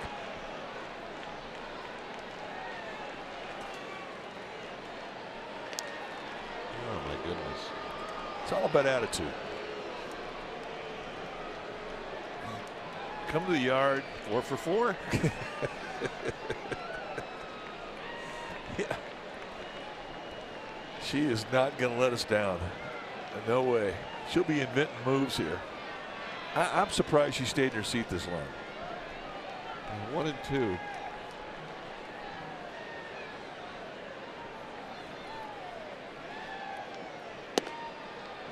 This is belted bat. I mean, it's like 12 minutes. That's fine with me. We have a little side story going on. Oh my goodness. Uh-oh. 5 for 5. Oh yeah, yeah, there she goes. I think I can do much better and be in full frame if I move over. So. That's the best.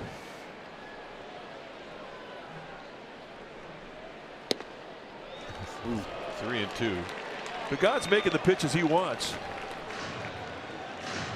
That was close. And from Belt's perspective, I mean, that's the Achilles heel. That belt high fastball has given him problems in the past.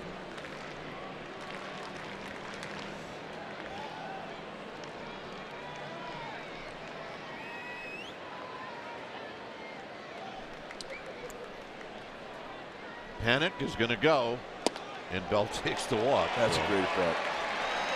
0-2 to a walk, about 4 foul balls.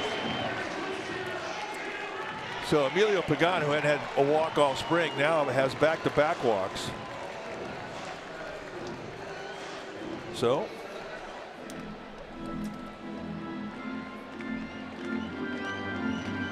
that happens. You're going to hear from your pitching coach. Well, we know it's not Kurt Young. Well, Scott Emerson. And one thing I like about Scott Emerson, he gets on and off the field. There's no Jimmy jacking around. Kurt Young, who had been the A's pitching coach for a long time, the new pitching coach for the Giants.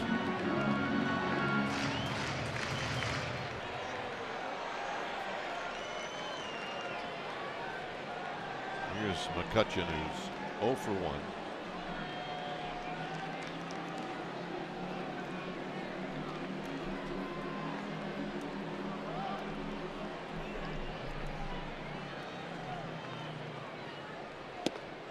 High and tight, 1 ball and no strikes.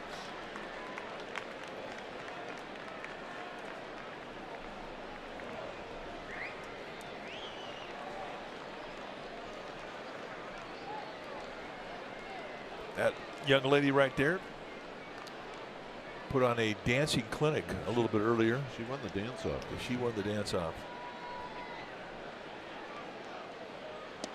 And McCutcheon takes it to even the count. I mean, she's sitting there with 3 of her kids, and song came up. They put her on the big screen, and she responded.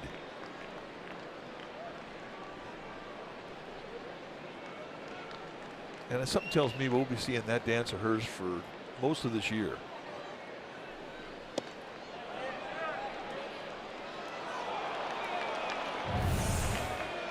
Oh yeah, there she is.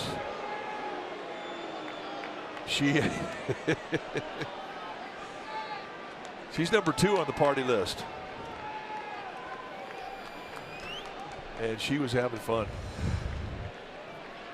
And her boys, her whole family, they were loving it. Looked to me like kind of wore out. Nice going, Mom. 1-2 to McCutcheon.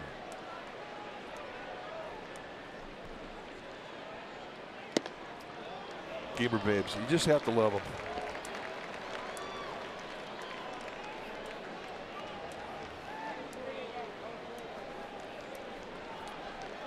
Panic and Belt with walks here in the 5th.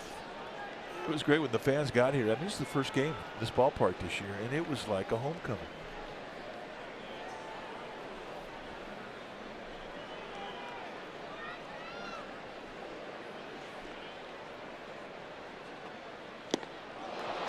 Got him. Looked like a hanger. I don't know if I'd put that down the scouting report yet. Andrew McCutcheon can't hit a hanging slider. But that's exactly what it was.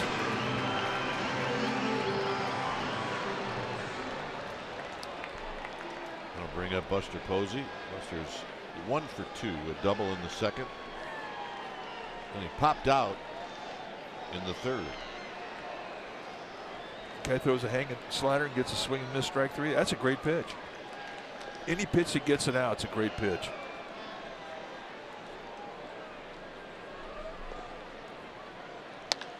Buster down the right field line.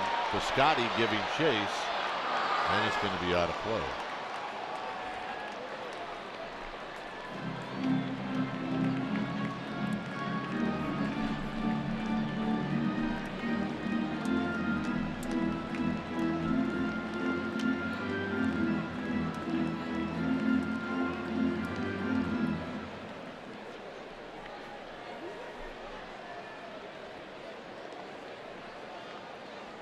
Posey with that slightly open stance, and it hasn't changed at all since he got to the big leagues in 2009.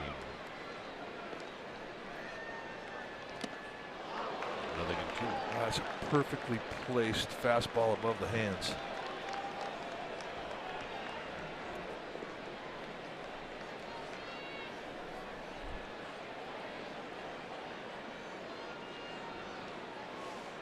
Panic at second, Belt at first. Pagan trying to pitch through back-to-back walks.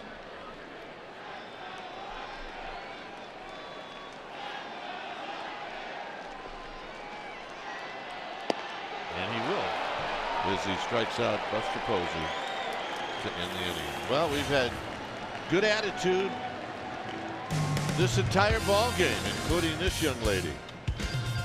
Show us how to do it. Oh yeah.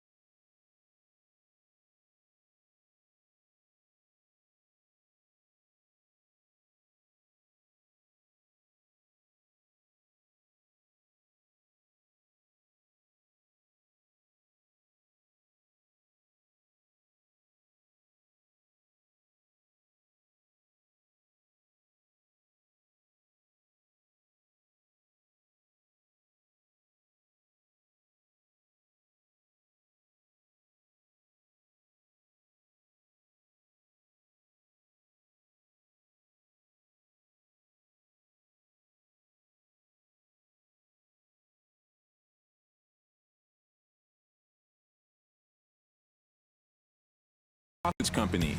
We make the sausages you crave.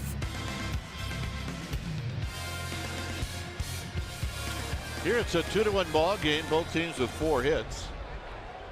We played 5 innings. Hunter Strickland is the new pitcher, and he'll be facing Jonathan Lucroy.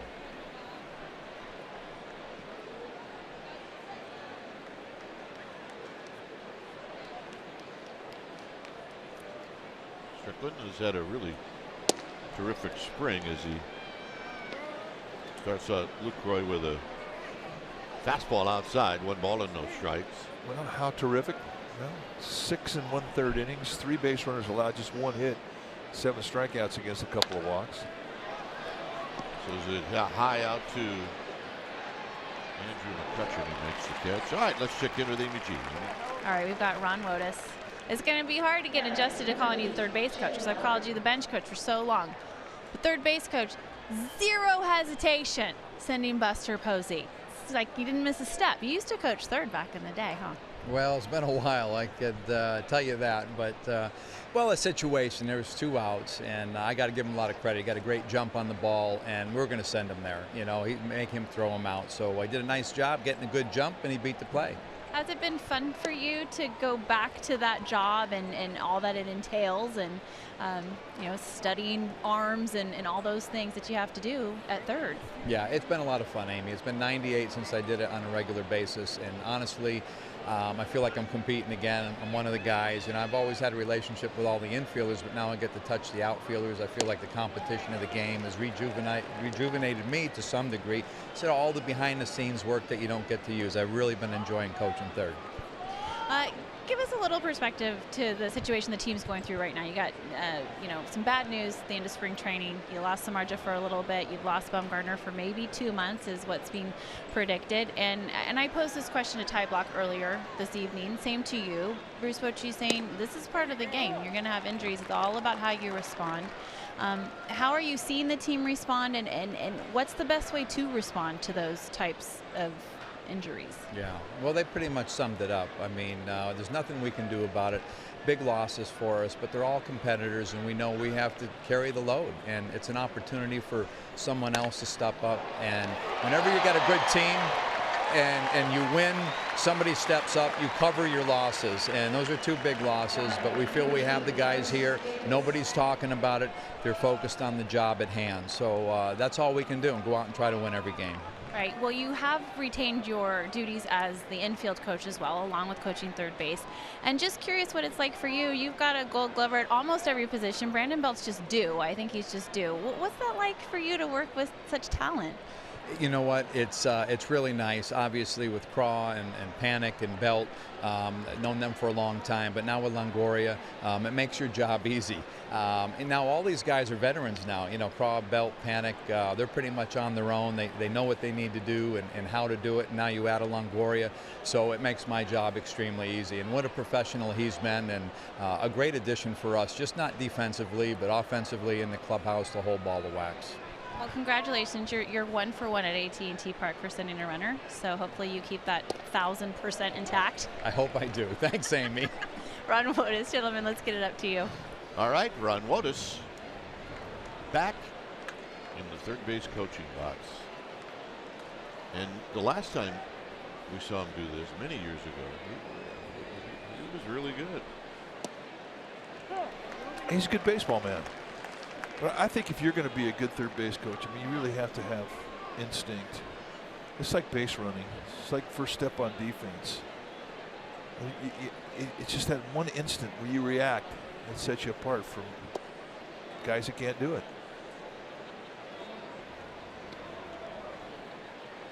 Talking it over with Bam Bam Mullins, who took Wotus's place as bench coach. Mullins last year was the hitting instructor, so he's got a new seat on the dugout bench.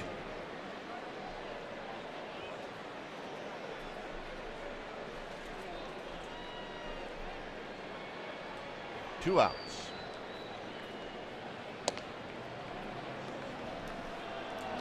And a full count.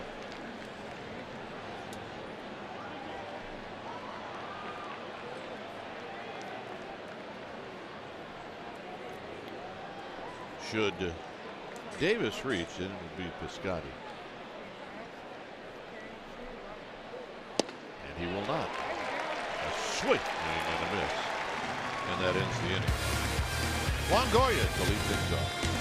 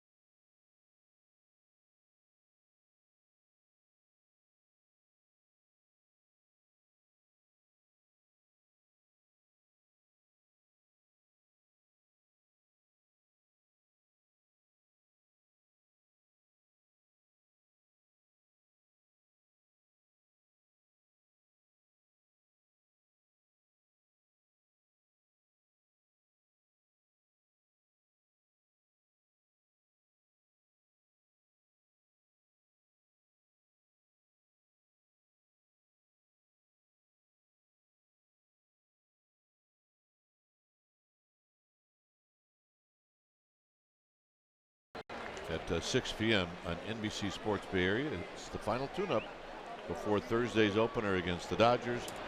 And this is the home of the authentic Giants fan, is NBC Sports Bay Area.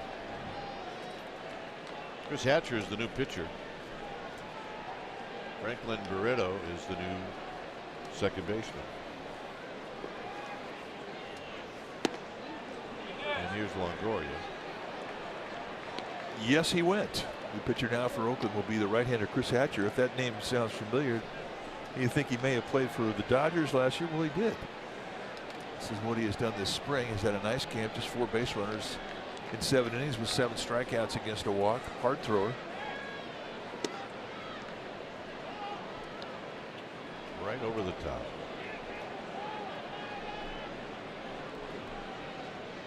Here's your new second baseman.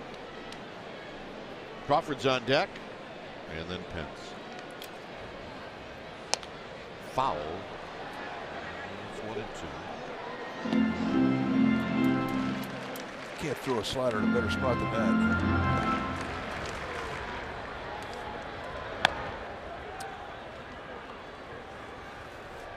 Andy Suarez.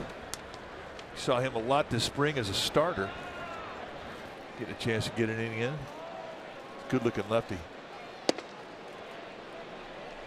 And for those of you who have not seen Andy Suarez throw, you're going to enjoy watching this kid work. He's going to be a big leaguer. We don't know when. We just know he's going to be a big leaguer.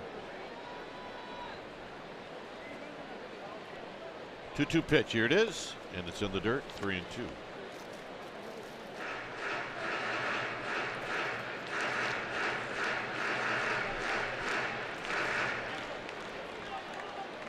He's with 2 solo home runs tonight, and that's the difference in the game.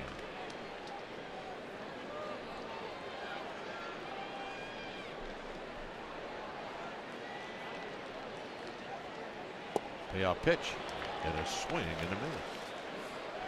Well, and a 3-2 slider. And a good one. Not a strike, but he gets Longoria to chase it. And that upsets the big man. Here's Crawford.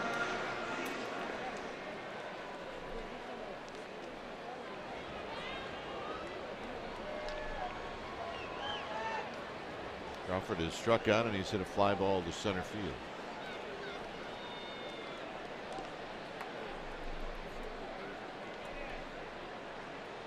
And a strike, and it's 0-1.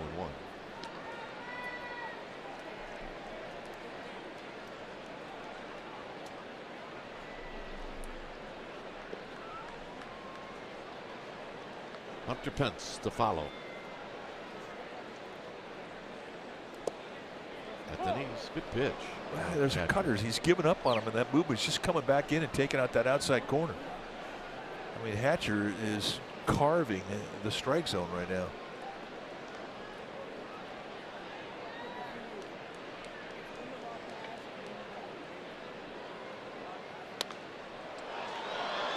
In on Crawford. Lucroy over, heads up, and it's out of play.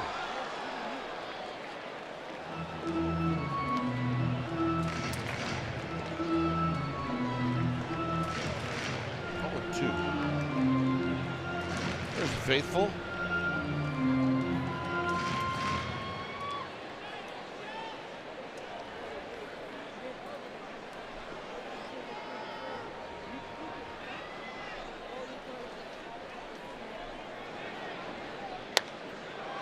Towering pop-up. And then be the first baseman, Canna, who makes the catch.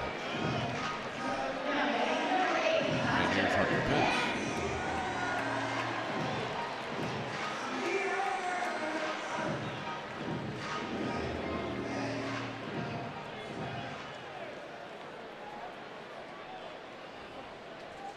Hunter Pence has 2 hits.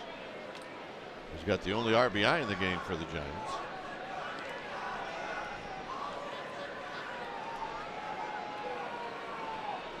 And the pitch to Pence is down low.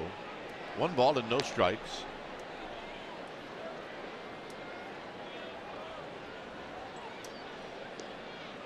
Mentioned earlier, both teams with just 4 hits in this game. Pence takes high, 2-0.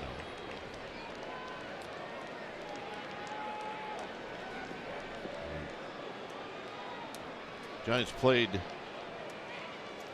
Saturday night in Sacramento. And then, of course,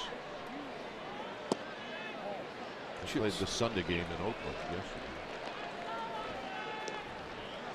That last pitch just a little bit low. Still a good cutter. And that was a tough run. I mean, you get out of spring training and then all of a sudden, boom, you're driving back on a bus back to Sacramento, then a day game in Oakland. Pence on the 3-0 pitch pops it up. And it'll be Piscotty to make the catch to end the inning. Through 6. 2-1 A's.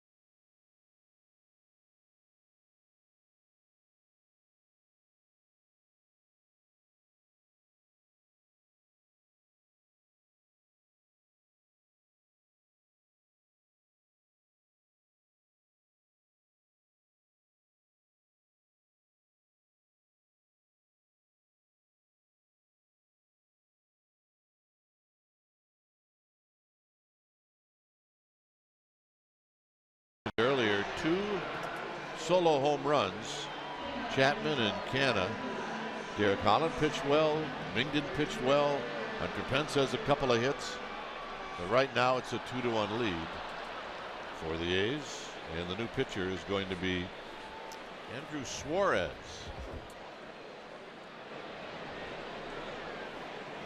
So Suarez will go after Stephen Piscotty. And a strike on the inside corner, and it's 0-1. And for Suarez, I mean, he's a finesse guy. You'll see low 90s fastballs, curveball, slider, great changeup. Spring training, 13 strikeouts in 13 innings. Really had one bad outing. His minor league career in 3 years, 21 and 18 with a 3.24 ERA, averaging just about 7.5 strikeouts per 9 innings. But with a 4-to-1 strikeout walk ratio. Foul, 1-2. And that simply tells you he's got good command. 76 walks in 338 innings. He's put himself on the map, though, Mike. Well, most of his career in the minor leagues was as a starter, but now they're starting to think that he may have an opportunity to come in that bullpen. Nick Hundley comes in the game. Posey's night is done. But the thing about Suarez is he's got late movement. His changeup's got a little tail that runs away from a righty. He can sink and cut the fastball. 2 types of breaking ball.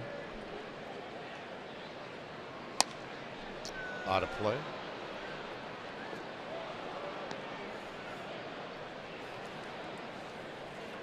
And for a guy coming into his first big league camp, he absolutely opened some eyes.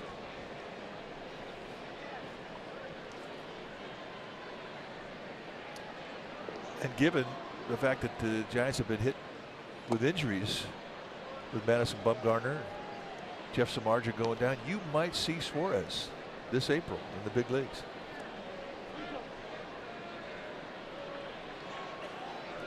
And that's what this is all about. An outing here in this ballpark, in this environment. Get used to it, kid. Just foul.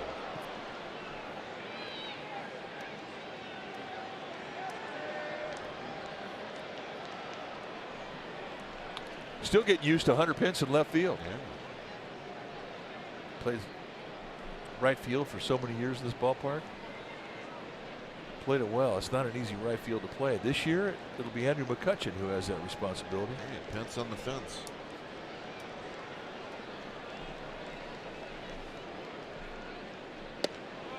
And the walk.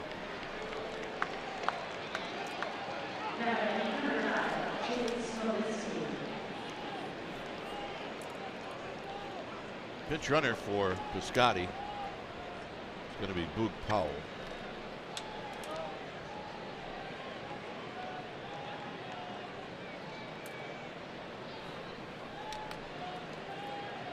So here's Smolinski. He's bounced out and struck out.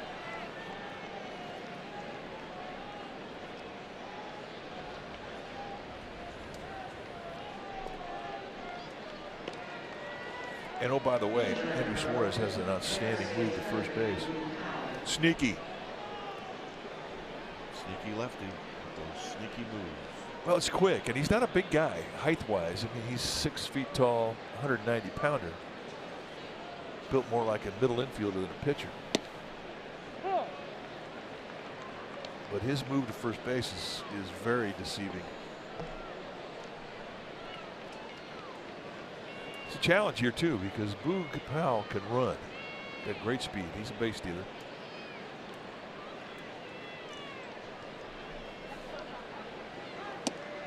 And a bit outside. It evens the count at a ball and a strike. Yeah, he's not the Boog Powell of our generation. He's half the size of the Boog Powell of our generation. The size of our generation, Boog Powell's leg.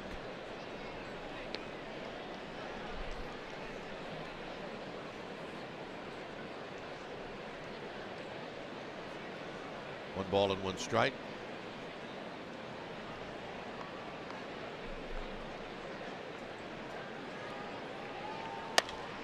Hit to left. Hunter Pence going back, and Hunter Pence puts it away. Pence got a pretty good jump on that ball.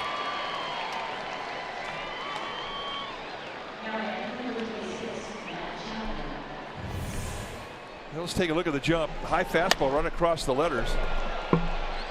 And Smolinski jumped on it. Had a good sound to it, but in the end, Hunter Pence made it look routine. Right in the sweet spot.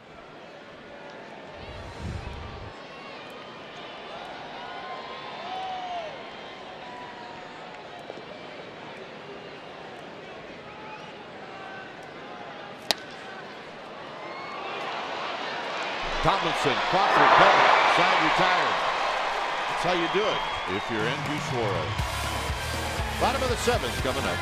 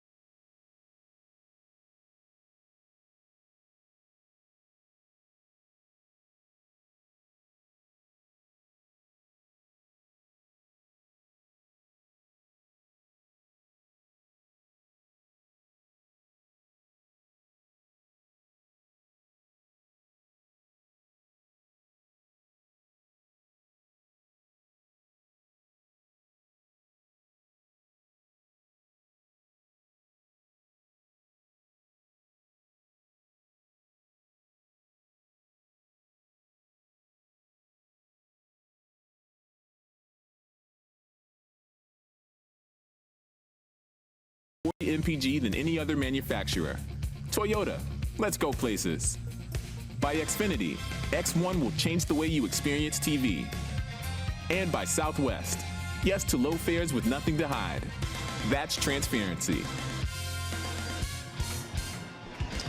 Out by McCovey Cove, and the Willie May statue. It's 2-1, or Willie McCovey statue, I beg your pardon, who's in the booth next to us. Santiago Casillas, the new pitcher, 2-1 A's. Bottom of the 7th, and he'll be facing Austin Jackson, and then Kelby Tomlinson, and then Joe Pan, and then the pitcher spot, which now is Hundley in the leadoff spot. Pitcher spot is Buster Posey's spot. The cleanup spot.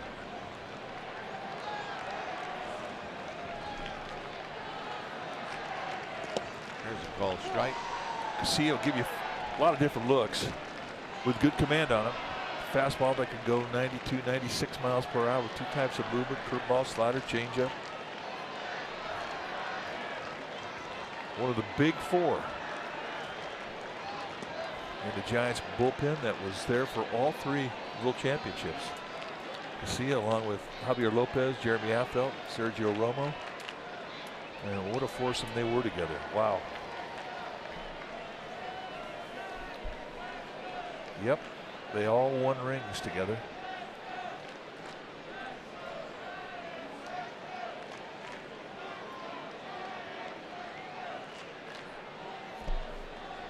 Jackson is 0 for 2.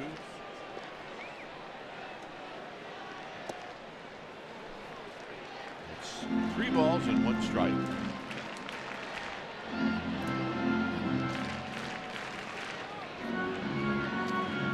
You know, I think as all those guys get out of the game and retire, you know, 10, 15, 20 years down the road, they're going to be brought back as a collective group because of the significance of the 4 guys that were in on all 3 championships. Foul. It's something that they're all proud of. It's something that they all share. And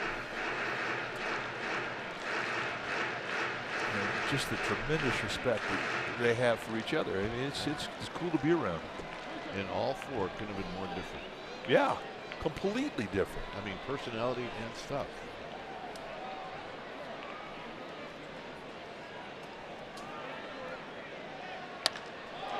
Into right center field, and on the move is the new right fielder, Smolensky, who makes the catch.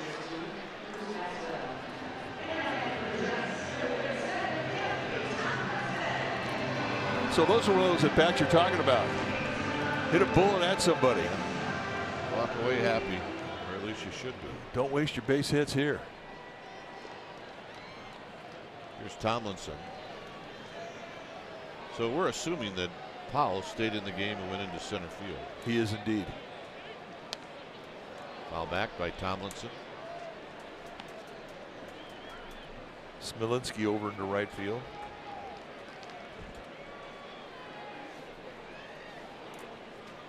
And Maxwell, the new catcher. So we got all the changes. It's gonna be fun doing a game where you don't have 9 changes.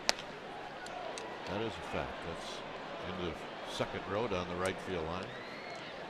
There's Luke Powell. And Smolinski. And Maxwell. And Rusty in the background. And then this group. 0-2.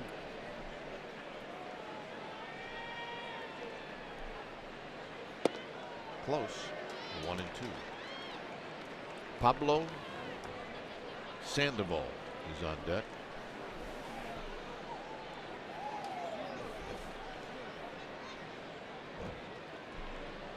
If the scoreboard's got the Giants lineup right. If they had Hundley in the leadoff spot, unless something's wrong with him. Well, time for our mini big play. It's the big play brought to you by your Northern California mini dealers. Yesterday against the A's, Pablo Sandoval hit a solo shot off of Raul Alcantara, and the Pandas 4th round tripper of the spring. What a great camp he's had. He is set for a great year. And that's your mini big play. So we were right the first time. Suarez was in the leadoff spot. And that's who Sandoval is hitting for. And a strike, and it's 0-1.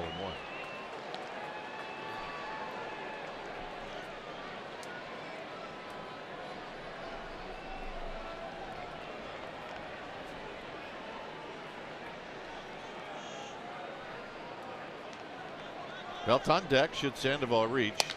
And he hits this one into right center field. And Powell is going to watch Smolinski cut in front of him and make the catch. After 7, 2-1 A's.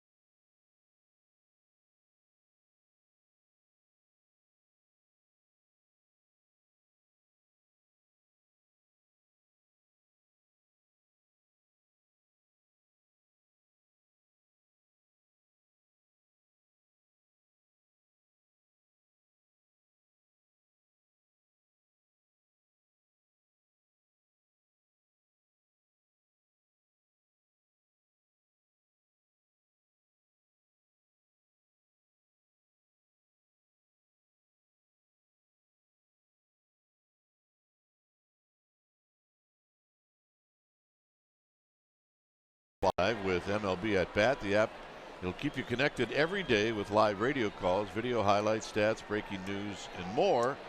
Download MLB at Bat right now. It's your #1 Giants app.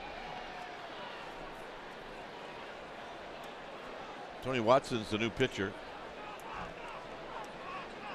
He's facing Chad Pinder. Swing and a miss. No balls and 1 strike. Good changeup. That's the pitch that he's really gotten a nice feel of here in the last week. 13 hits and 6 1/3. He really started off slow. But the last week, as we get closer to the bell, I mean, that's when you start to see the veterans start to put their acts together. And for Watson, I mean, he was just getting a feel and a command of all of his pitches.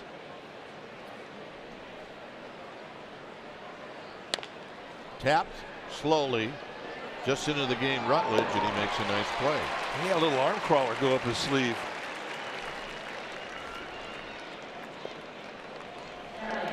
Not an easy play, but one that has to be made. Duggar's into the game in center.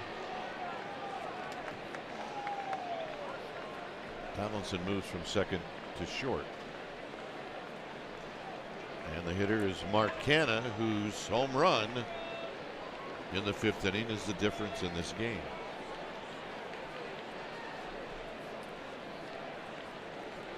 He also doubled down the left field line in the 3rd. And he takes the ball, 1 ball and no strikes.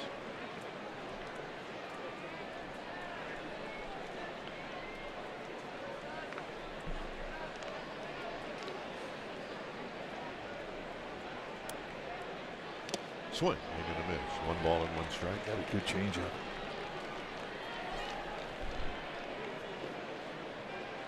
Watson's got a bit of a sling. It's a long arm delivery from a low 3/4 release. This was the difference in the game. Canha hit a Solo shot in the 5th inning with 2 outs. And that has been the difference. Both runs scored by the A's tonight coming on solo home runs. The other one a solo shot by Matt Chapman back in the 3rd inning.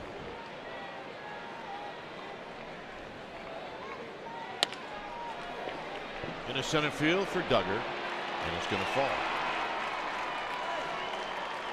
Canna's 3 for 3. Now that's a little jam shot base hit, and he's thinking, I'm wasting him down here.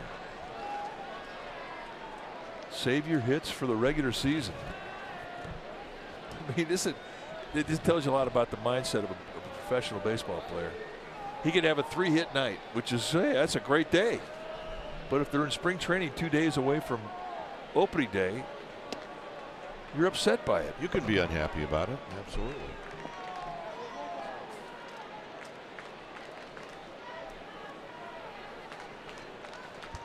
Especially when you're talking about jam shot bloops. Here's Simeon.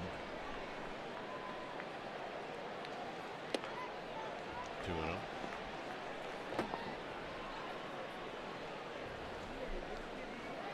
Simeon is 0 for 3. Strikeout and 2 fly balls. 1 to center, 1 to right.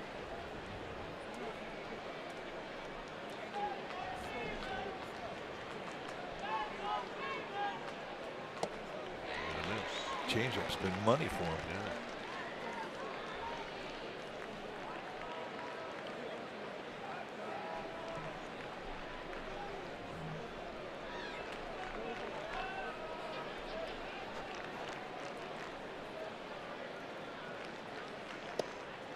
Tries to run that one inside. It's 3-1.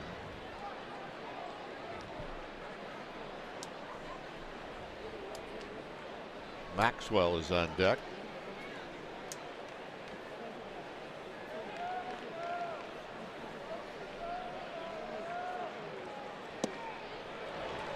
Every time he's had to make a pitch, it's been with that changeup, and nobody's even fouling it off. I mean, he threw a 2-0, he threw a 3-1, and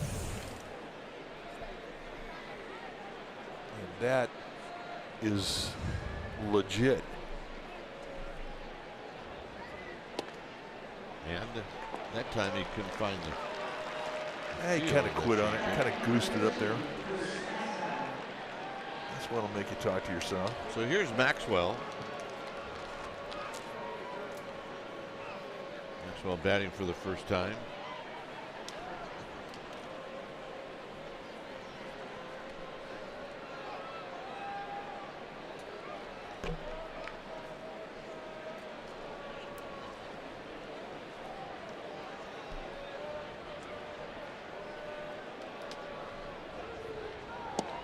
Strike. Talk about the power that the Oakland Athletics have up and down their lineup, and you can throw Maxwell into that ring of power as well. They're going to hit a lot of home runs in this club this year.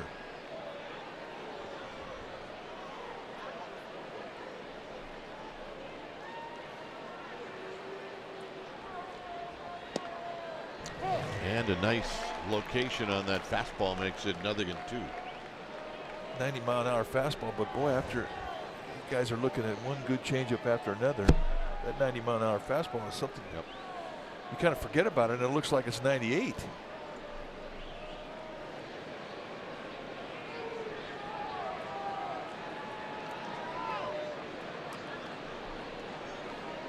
What an exchange there.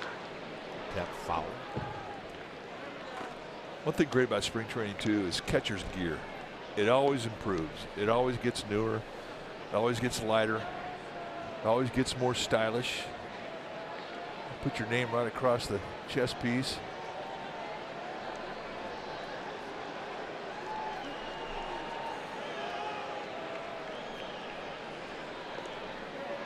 Stormtroopers.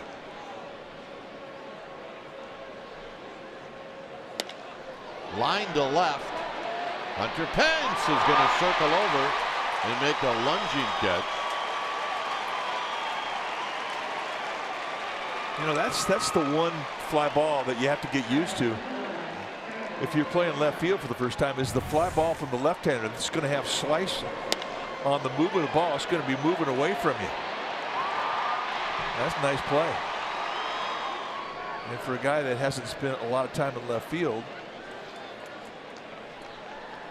made that play beautifully. Again, right in the sweet spot. Here's Franklin Beretta.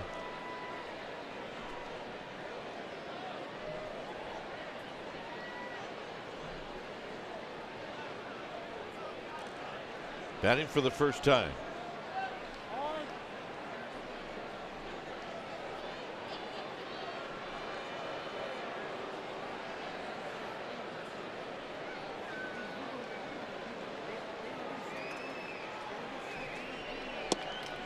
And a strike, and it's 0-1. This inning, Canna a hit, Simeon a walk. So 5 hits on the night for the A's. Giants with just 4.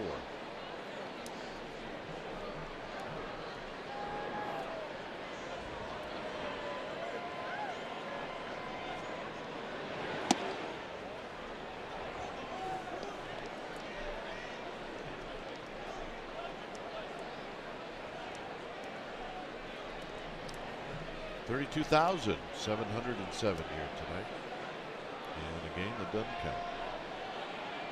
But a lot of fun had here at the yard tonight.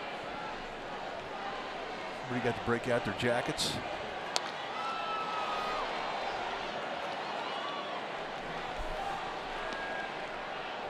One and two. Of course, if you walk around town here in San Francisco, you're not convinced that the jackets ever get put away.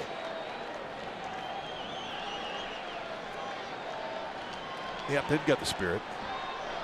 Yeah, we walked around a little bit today, and in the sun in the city, it was not cold. It was very comfortable. It's gorgeous.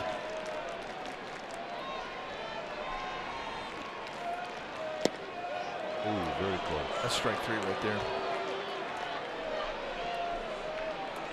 Little sneak attack fastball right on the hands. I think your manager agreed with that. Well, you see a catcher doesn't move his hand, and he catches that ball right between his legs. I mean, height-wise, you know that's a strike. And that's an old catcher, too, Bruce Bochy.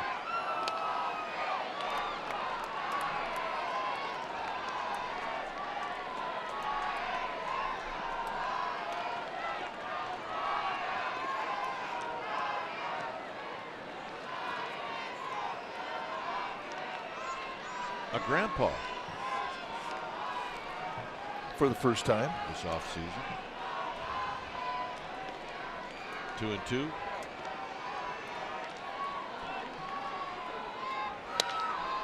Hit out into center field for Duggar. And that'll end the inning.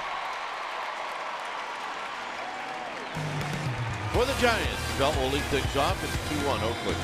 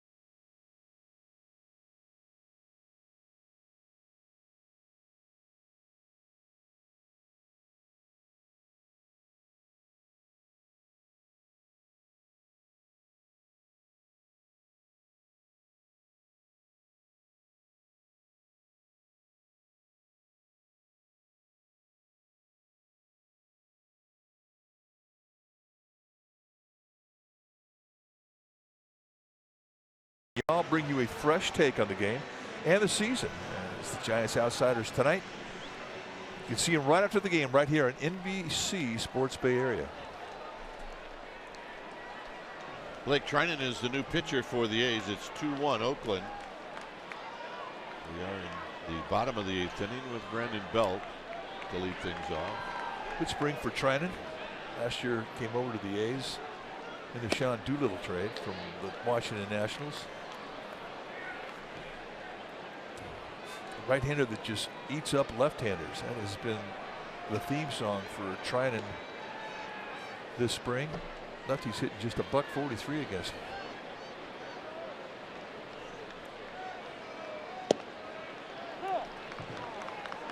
96-mile-an-hour fastball. Belt will qualify. He's also got a really good curveball.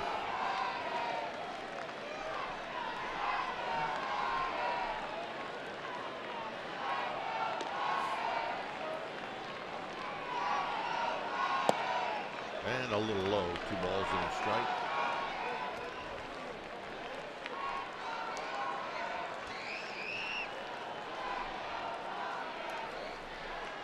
Belt definitely one of the best eyes, not just on the Giants team, but in the entire National League West. And that took his bat, and it's foul.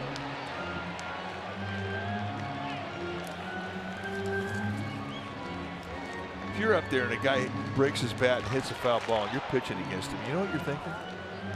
I want to see if I can break another one. That bat splintered and caught Maxwell.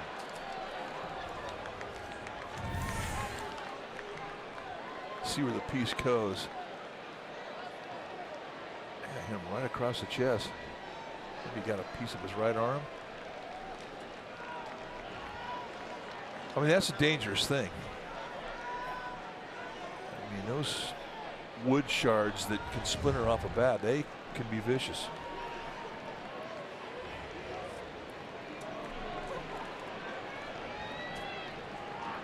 So 2-2 to Belt. Remember when Steve Yeager he was on deck and he had a piece of bat going and hit him stuck in his neck at San Diego. Horrific. 3-2.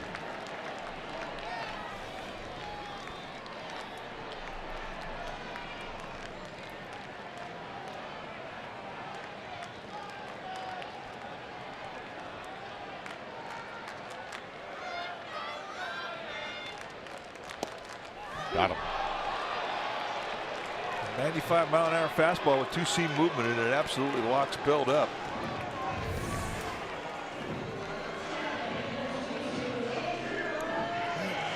Two-strike count. You got to expand a little bit. Quit on it on the 2-seam movement, and it comes right back in at 96. That's big-time velocity on a 2-seam fastball. There's McCutcheon.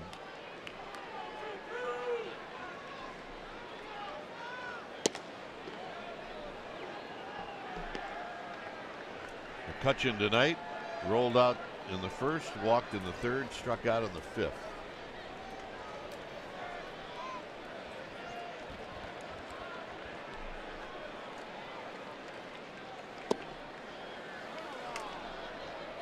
He's missing. He's not missing by a bunch. Hey, the Seagulls are back.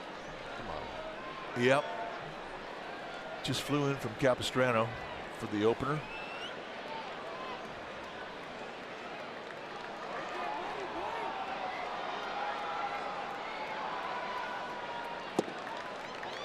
I mean, I'm just saying that's where all the birds go in the offseason. I don't really know if that's true. I'm just making it up. But it's good to see the Seagulls again. Of course, we're not sitting in the bleachers either.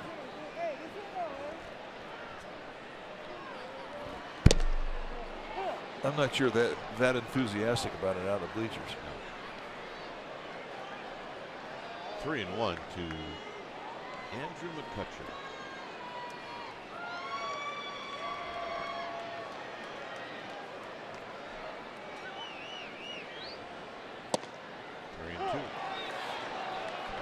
got some fuzz on it.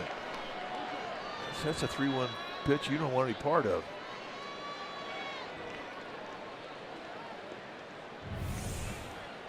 All right, let's take a look at 3-1 nastiness. And that's about as perfect as you could throw up there at 96.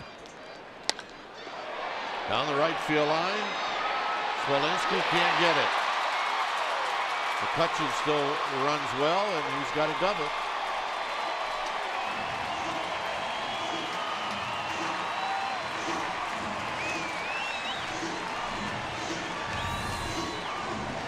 Well, he didn't want to walk him. Comes at him with 3-2 on that outside corner, bringing it backdoor style with a 2-seam fastball. And boy, you try and pull that ball, you roll it over. It's a ground ball to shortstop. He stays inside.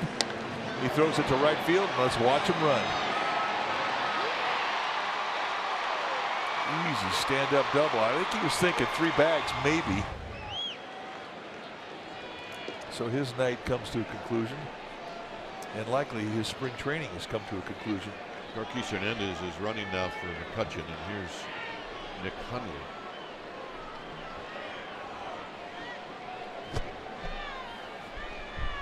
And the pitch is low.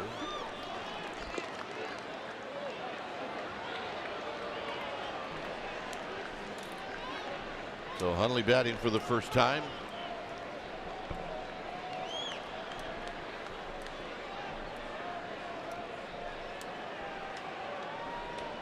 Longoria on deck.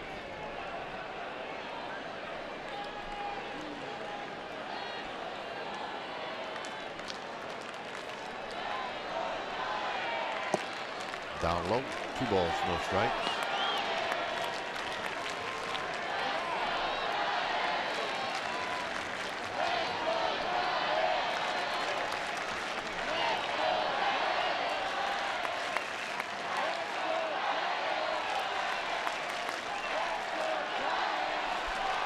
So see if Hundley gets something to hit. 2-0 from Blake Trinan. Well, we saw it on a 3-1 pitch and the McCutcheon at bat. Here at 2-0, you're thinking you're in the driver's seat as a hitter, and he throws a heavy 2-seamer, explodes in on your hands. That's a 2-0 pitch you don't want any part of.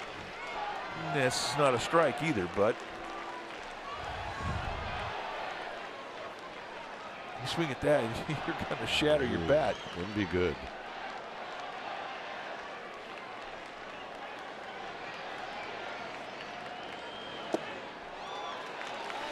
Three and one.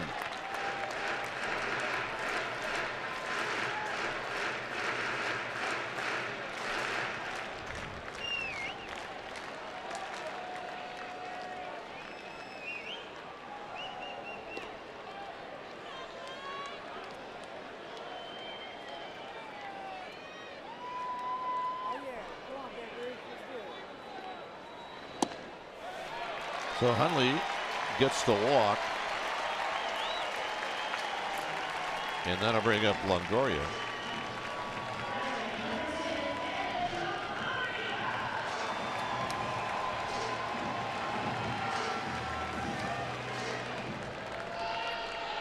Longoria is 0 for 3 with a couple of strikeouts.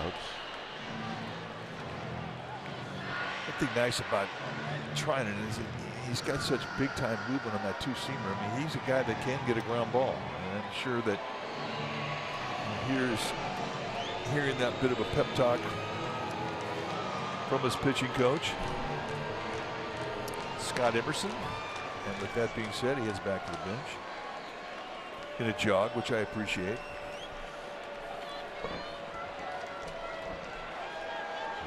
Longoria with the tying run at second base here in the 8th.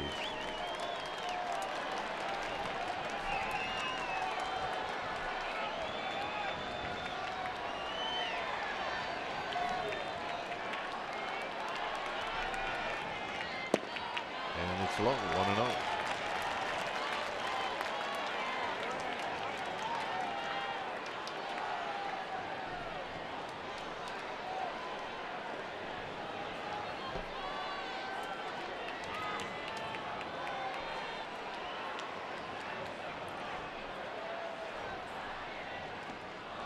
dirt. Both runners move up. Well, that's the significant thing. Number one, it puts a runner at third base with less than 2 outs. But number two, Huntley, the runner at first base, manages to get to second base, and that removes the chance of a forced double play. A breaking ball, it hits off the belly. I mean, Maxwell does everything right, and even at that, it kicks away from him. A nice read from both base runners to advance.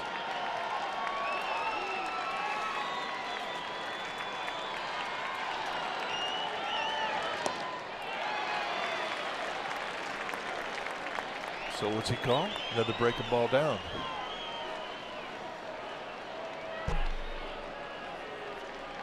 If you're a pitcher, you have to believe that if you're going to throw a breaking ball in the dirt with a runner at third base, that it's going to get blocked by your catcher.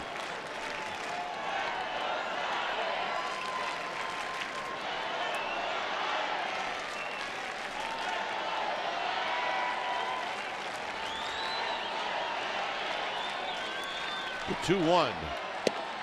Right there for a strike.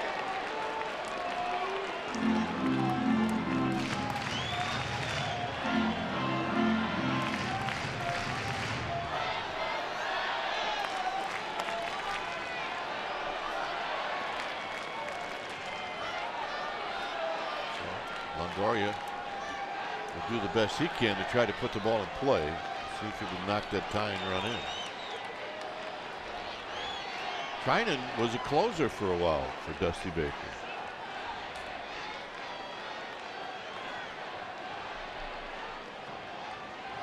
Got him. Now pitching for the strikeout, and he gets it. And he goes to the curveball, and that's his payoff pitch.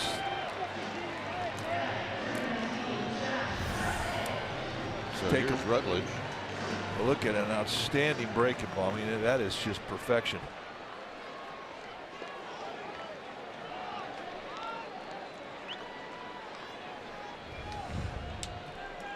So Rutledge batting for the first time.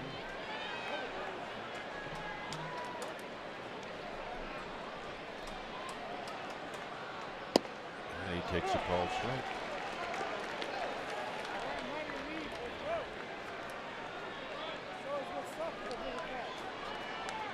Bottom of the 8th.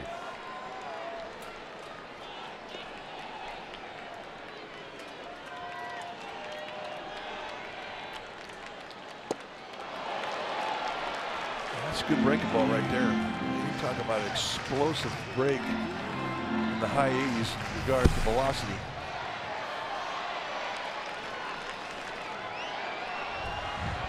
See a breaking ball like that, that'll shorten your swing up. Put you in the protect mode.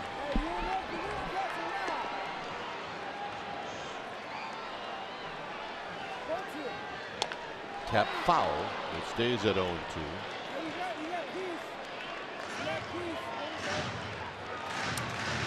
Mike Phillips. Rusty.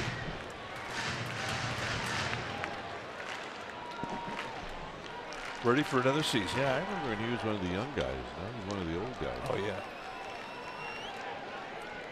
He's a surfer. Surfers don't get old.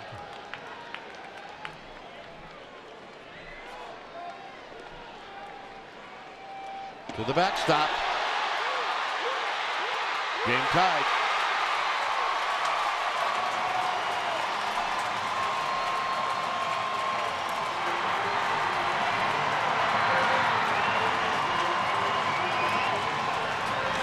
Ground attack. Well, you know, Maxwell staying with that breaking ball. He knows how explosive it is, but I mean, he really didn't have much of a chance on this one. And you know what? He got crossed up. He was thinking it was going to be a fastball. This is a breaking ball, and he never moved away from it. He set a high target. You never do that with a breaking ball.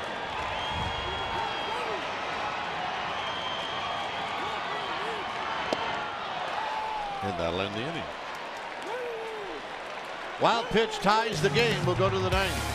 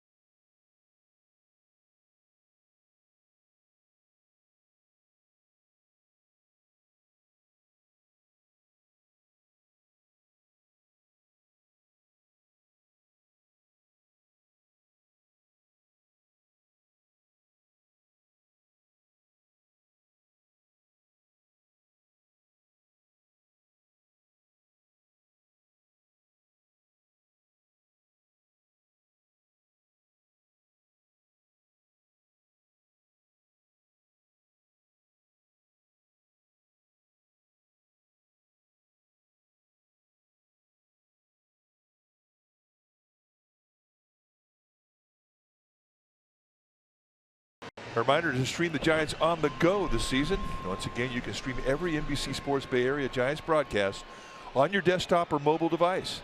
Giants game streamed on the go on the NBC Sports app.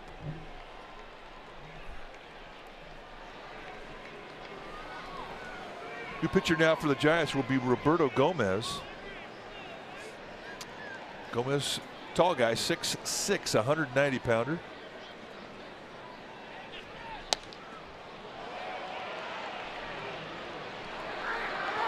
And it's going to be Rocky Fernandez, who almost made the play. Well, that would have been play of the night, given how far he had to come from right field, shading the right center field gap. And he's thinking, I got this, and hits him low in the heel. Yeah, the one thing that you're thinking about, and this is a guy who plays center field right now, he's in a corner infield position coming over to catch a ball that's in the foul territory. You're thinking about the mound over there. Yeah. You know it's in that area. There's Darno at third.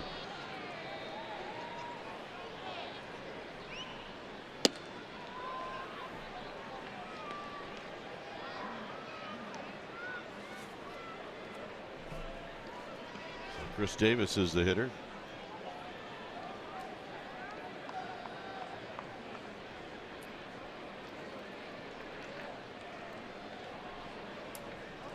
Gomez. Swing and a miss. 1-2. Good fastball. He's got a good fastball. Gomez missed a couple years. 2015, 2016 did not play. Resurfaced last year with Sacramento. Became a pretty good story. Got called up to the big leagues. Got about 27 days in.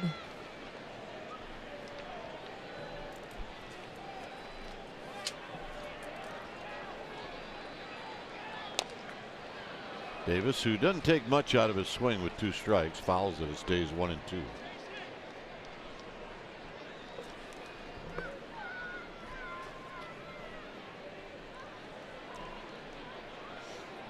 We are in the 9th. It's a 2-2 ball game. This game is tied after 9. That may very well be it. Got him. Another strikeout for Gomez, and I'm talking about the grand scheme of things here, what he has done this spring training. In 7 2/3 innings, he has struck out 12 against 4 walks. He's had a nice camp. Take a look at a 2-strike pitch. If you're going to throw your curveball, you want that kill pitch to be off the plate. Let him chase. Here's Powell.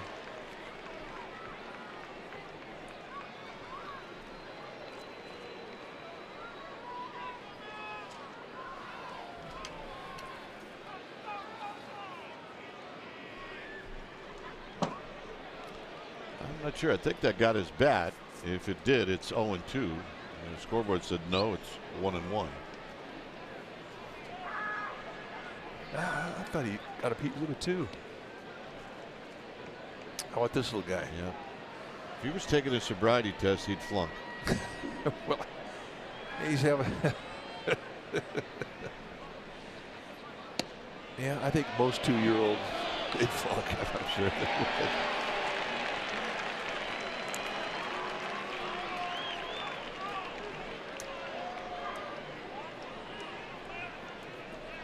So it's 1-2 to Powell.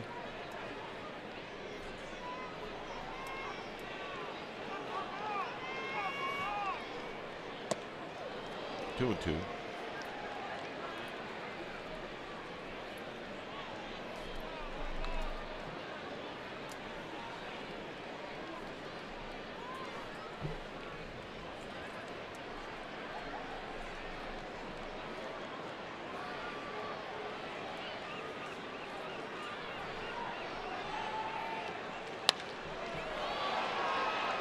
Popped out into center field for Duggar. 2 outs, and here's Smolinski.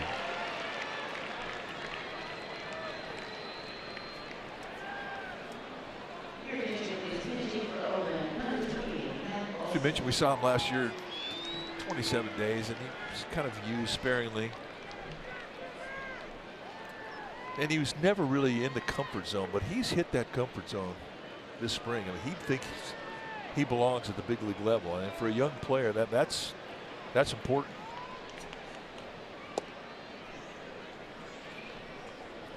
This is Matt Olson as a pinch hitter. Lots of power.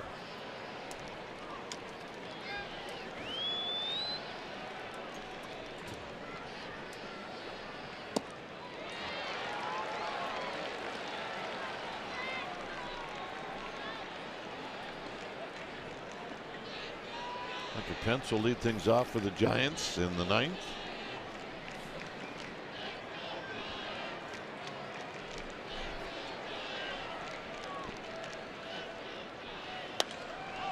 And that's out of play.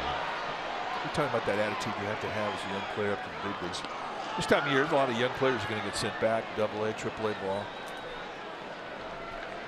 And a lot of them, I mean, they kind of feel more comfortable going back down there because they, in their mind, perhaps don't believe they're quite ready. But when they get to that point where they believe they're ready, I mean, you can see it when they come back up. And if you send them out, they get ticked off. Almost got him. It's 2-2. But that's what you look for. That's the attitude that Bruce Bochy wants to see.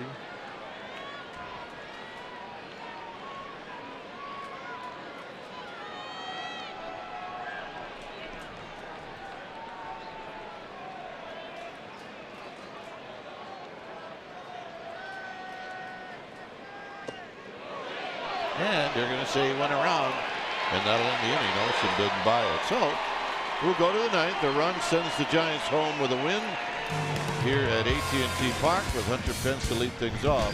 It's 2-2.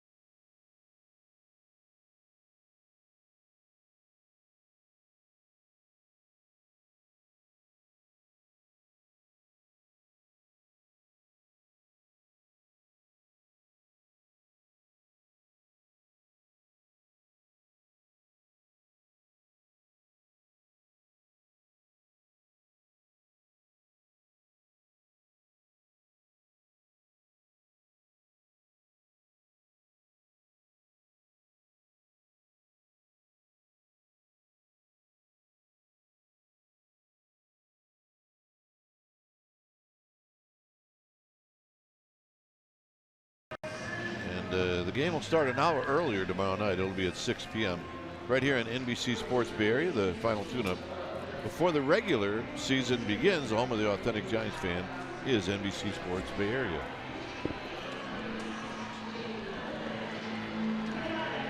I'll be here. 6 o'clock. Yes, you will. The new pitcher is J.B. Wendelken, and he's facing Hunter Pence here in the 9th.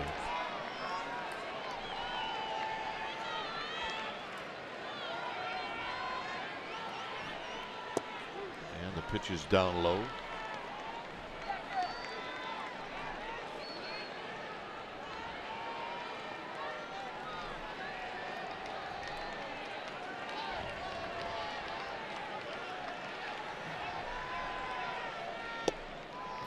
There's a strike to Hunter Pence, who has a couple of hits. Powell is now in right field as Dustin Fowler comes in to play center.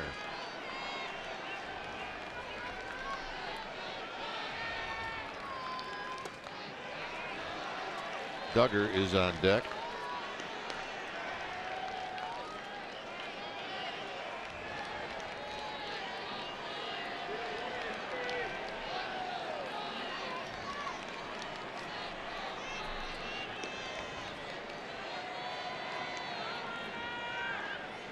Pence pops it out of play. It's 2-2.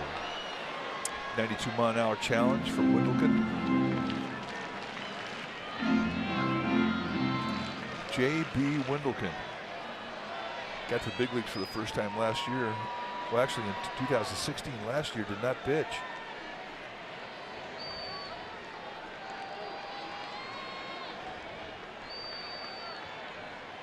Breaking ball slowly hit.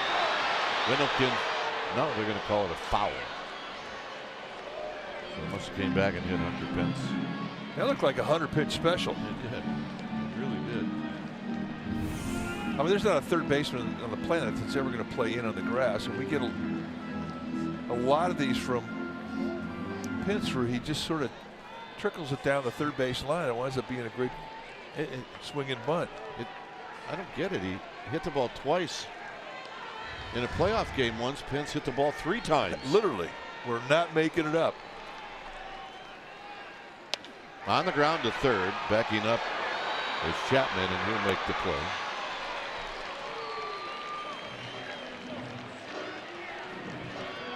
So here's Duggar.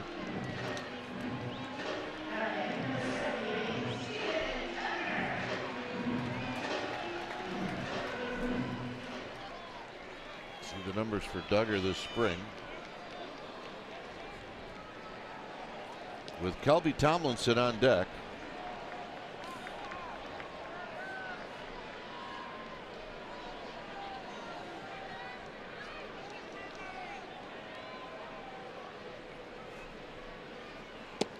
And the pitch is wide to Duggar.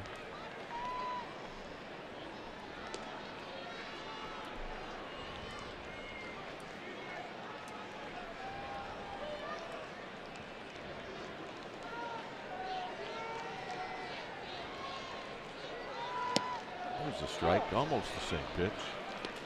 Good 1-0 pitch.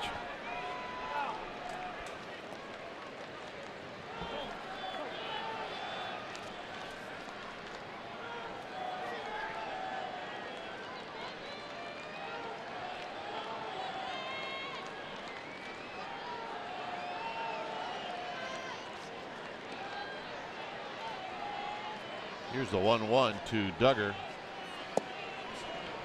2 balls and 1 strike. On the appeal, no swing.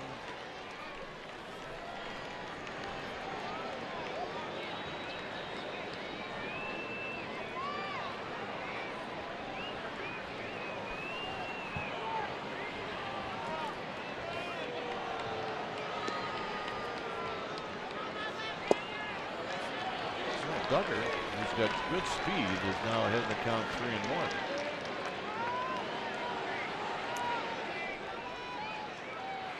He's also a guy that's got a little pop in his bat. So he will, if he gets a good pitch, try and do something with it. It's got extra bases on it.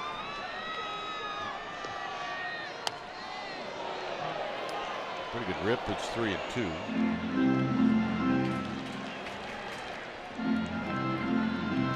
We got a winner? Yep. Got a bit. Oh, yeah. It's always great to fist pump the guy that you got the ball away from. Of course.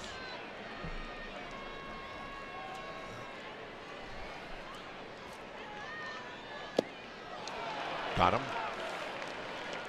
Little fastball, a little second stage hop to it. Good pitch. Here's Tomlinson.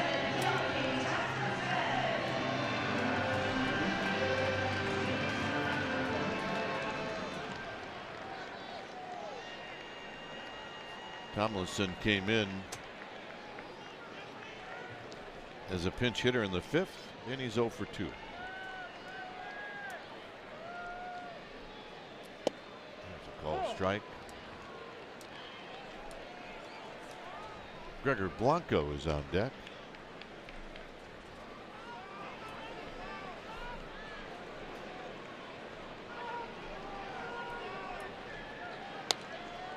And a little jam shot pop up out of play. It's 0-2. It's not unusual for teams to end games in a tie, but it looks like this one may be extended an inning.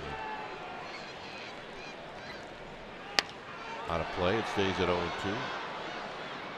Now the Giants and the A's introduced a new trophy that these teams are playing for, and I think that the fact that they introduced that today had everything to do with the Giants. If they don't win this ball game in this inning, going the extra frame, I don't think they're going to go beyond 10, but we haven't seen an extra inning all spring. And he got him, and that'll end the inning. So we will head to the 10th. It's 2-2.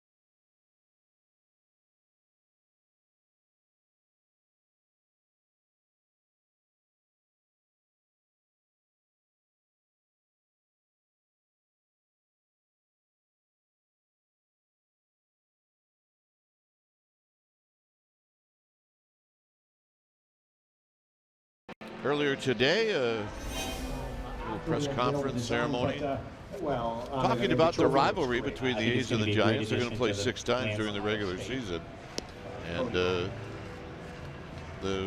winner of those 6 games will take home that trophy, which was made out of the Bay Bridge. I think that's such a cool idea. It really is. So these games don't mean anything, but those regular season games do. Bob Melvin, very much aware. Bruce Bochy, very much aware. At this series, that we're going to see 6 games between these clubs this year. They mean a little extra. Giants will play the A's here the last 3 games of the first half going into the All-Star break, and then they'll play Oakland in Oakland the first 3 games coming out of the All-Star break, and that's what they're going to be playing for.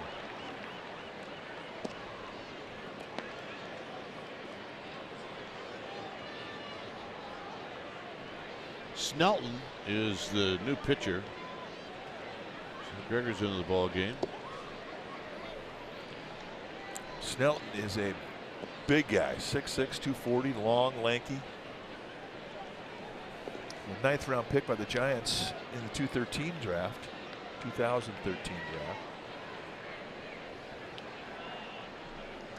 A lot of arms and legs. And Chapman is going to reach.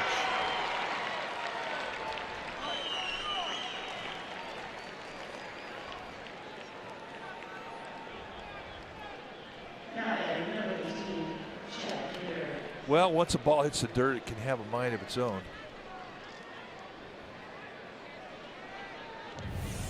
But watch the funkiness from Snelton. I mean, he unhinges. Ball in the dirt. Hundley does everything correct fundamentally. To no avail.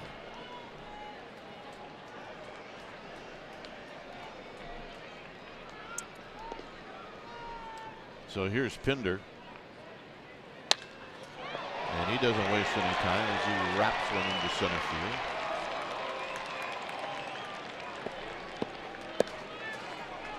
And that'll bring up Mark Cannon. Now, Cannon's got a 3-hit night with a home run. You wouldn't think he'd be a candidate for a bunt. However, knowing Bob Melvin as we do, it would not surprise us.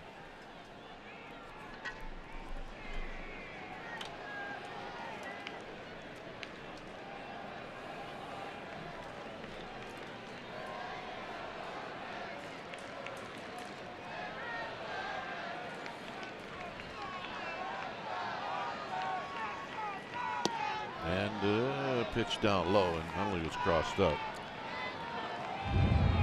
This was the home run by Canna in the 5th.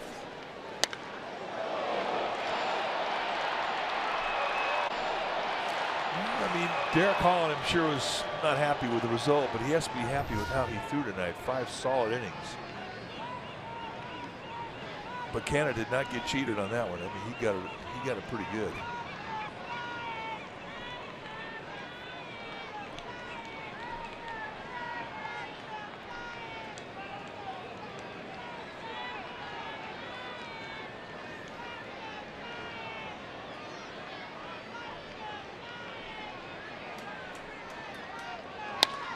And a pop-up foul and out of play.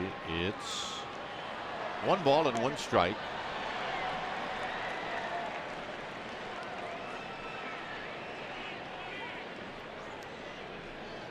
Oh yeah, it was worth the wait. Kidding me? Hang around till the 10th to get a foul ball? Not a problem.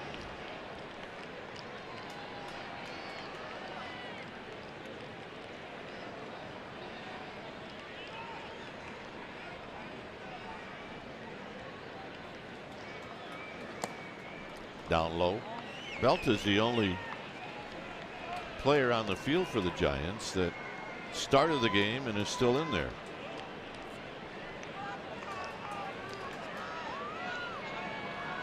Which usually means that he probably maybe will not start tomorrow.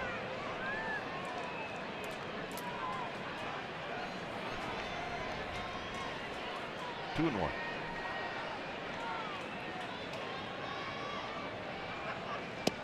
Got him. Good changeup. Did not get him. It's 2 and 2. Well, he got him a good second strike there with a good changeup. Yes, indeed. He impressed us. I mean, you watch Snelton, it almost looks like he reaches back and tries to touch the ground towards second base. I mean, he really drops that shoulder. Hit on the ground and a base hit. And Chapman is going to score, and it's 3-2.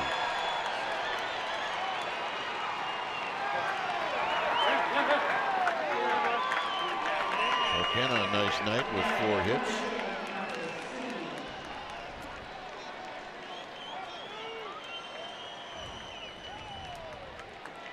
And that'll bring up Marcus Semien.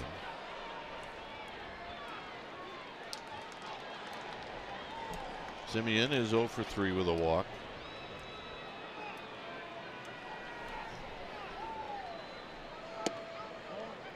Ball and no strikes. Yeah, when you're a young rookie and you're getting squeezed a little bit in the strike zone in an inning that's going against you, it can be frustrating. Think about how this inning started. He gets a strikeout at wild pitch, and a broken bad base hit, then a C&I ground ball.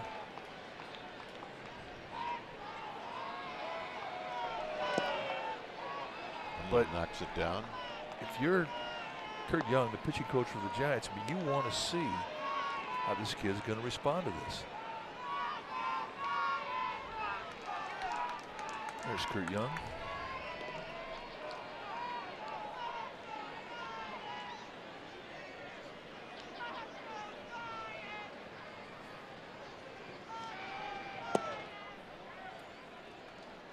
Snelton in his minor league career, which spans 5 seasons in the Giants system, averaged a strikeout an inning, 362 strikeouts in 363 innings.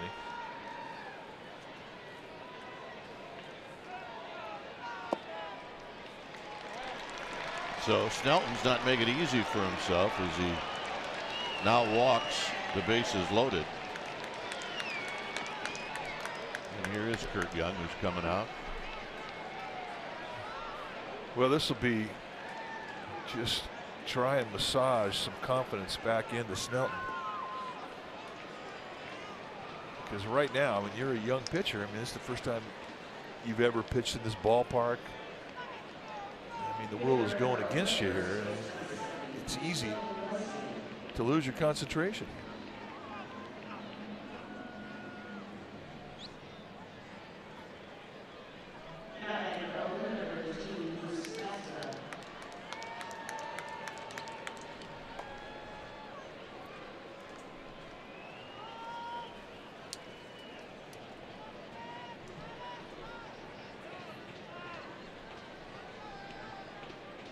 So here's Maxwell.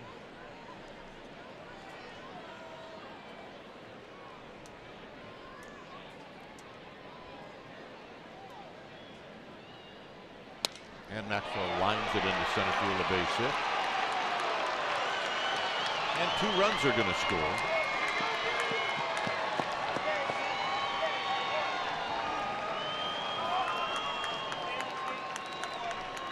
Maxwell didn't waste any time.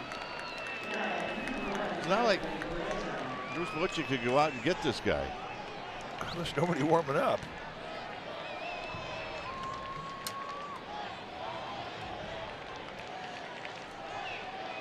So finally starting to get a little activity.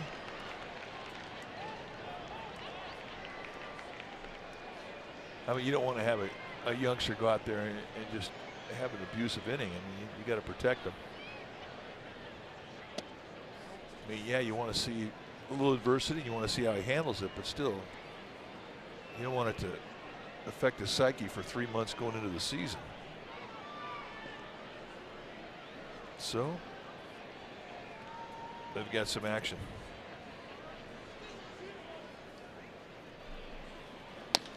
And that's out of play. You saw Jose Valdez, the right-hander in the Giants bullpen.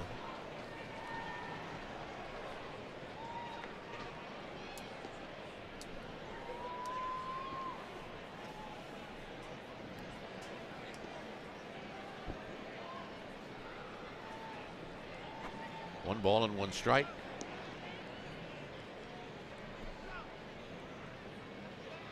Way outside, 2-1.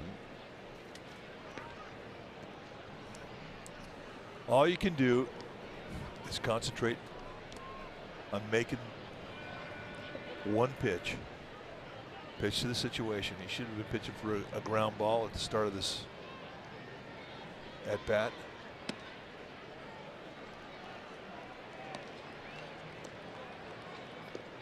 Command and concentration, they go hand in hand. And right now, Snelton's concentration is shattered. Yep.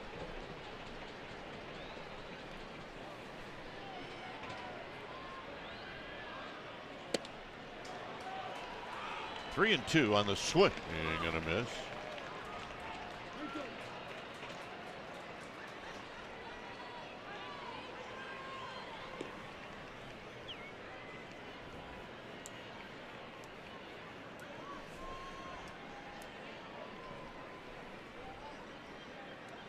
So Snelton and the 3-2 pitch coming up. Let's hit on the ground and a base hit.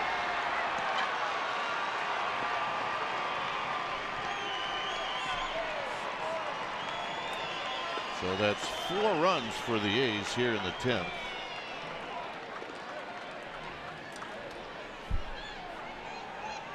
And the hitter is going to be Chris Davis.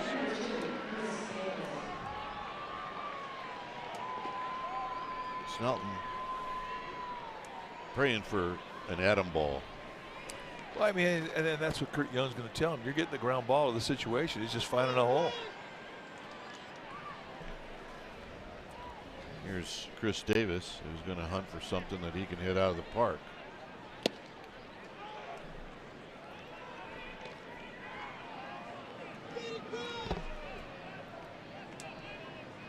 6 straight A's have reached here in the 10th.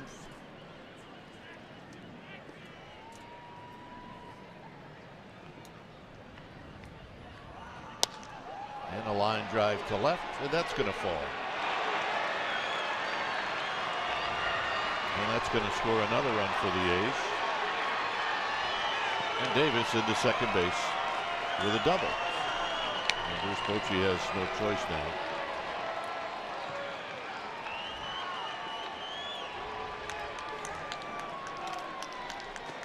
It'll be a double switch. Hector Sanchez is coming in as well.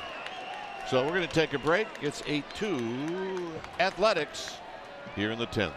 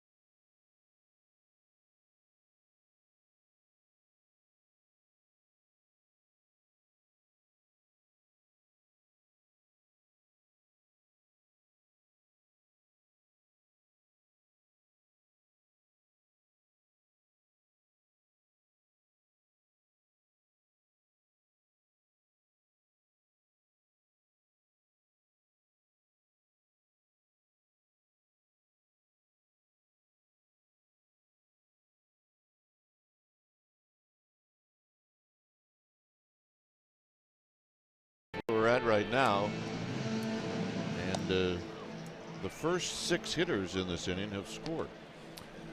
So the right-hander Jose Valdez takes the ball from Bruce Bochy. Valdez has just about close to a year's time at the big league level with the Tigers and the Angels. Last year he wound up the season in San Diego at the big league level. This spring has done pretty well. His battery mate will be a familiar face, Hector Sanchez.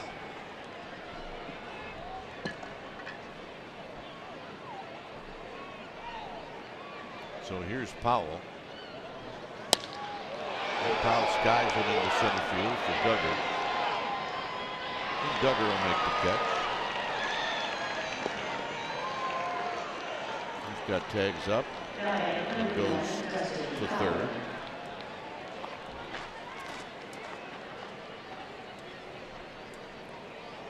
And here's Fowler batting for the first time.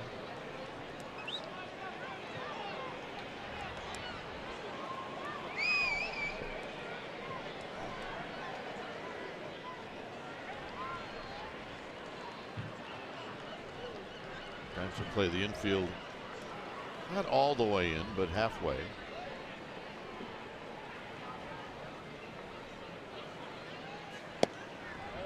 And Fowler takes the first pitch high.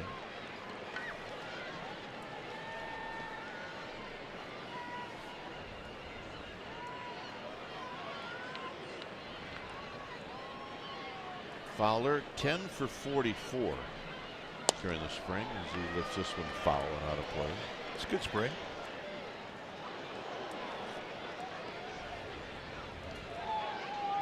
Oh yeah. Oh yeah. That's 2 kisses for 1 foul ball. That'd be worth hanging around. Yeah. Pat in the leg. That made the night. 1-2.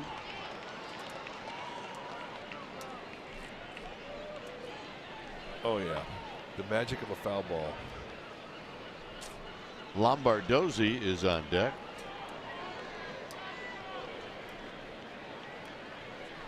magic. Pure magic.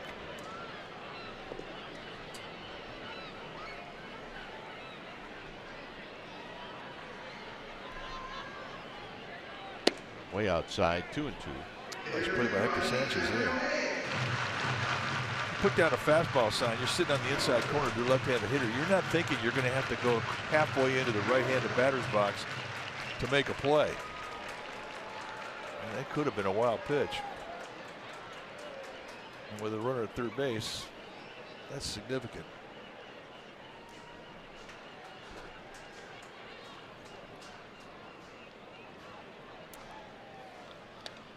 Back and the pitch up, and it stays at 2-2. Yeah, that was a hanger.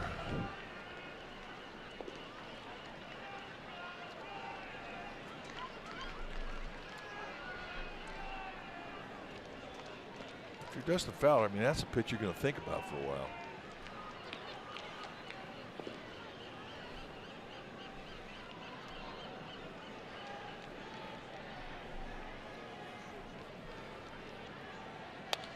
Foul again.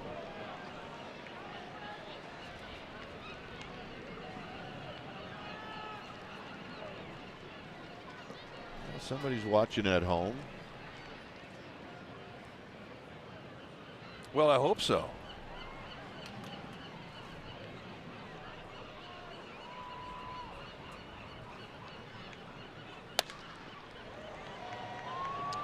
Blanco will give chase. He will make the catch. Here's his throw. And scoring from third is Lombardozzi.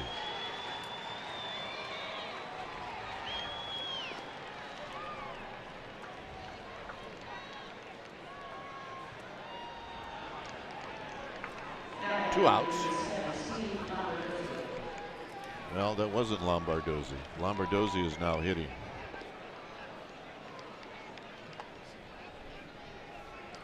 Just don't ever follow the scoreboard. This is Lombardozzi's evil twin brother, making his spring training debut right here. That was Heathcott who scored.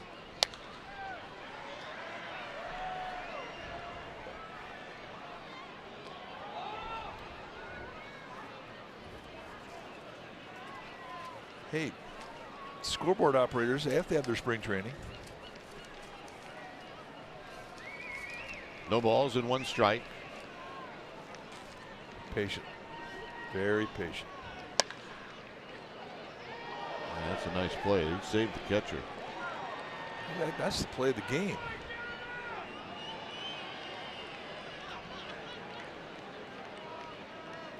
That's a good one.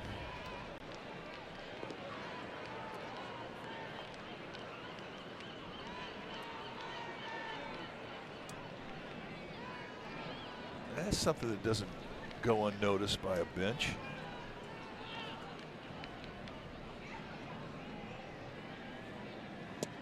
In tight, 1-2.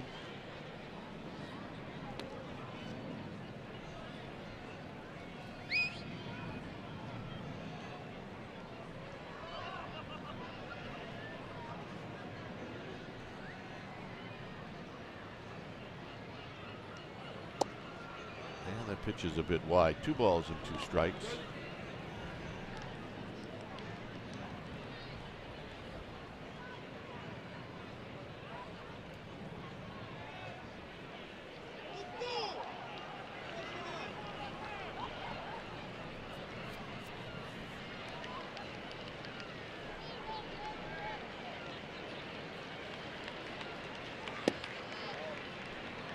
Three and two. Well, just thought that maybe that was good enough to be called a strike. Well, I did. And given what's going on, I agree with you. Come on. Anything close, be swinging. I mean, you remember the days when umpires would tell you in a game like this. Absolutely.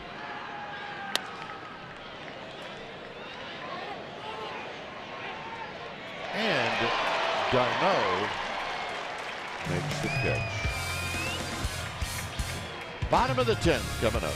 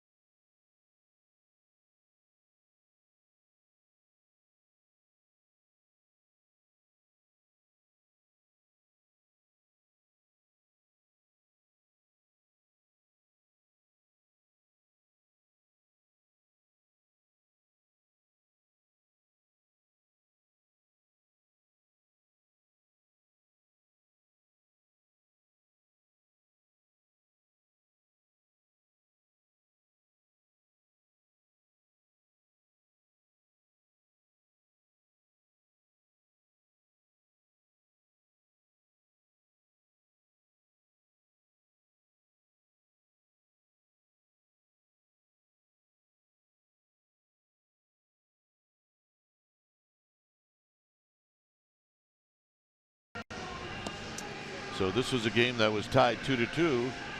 In the top of the 10th, both teams decided to go on and play an extra inning.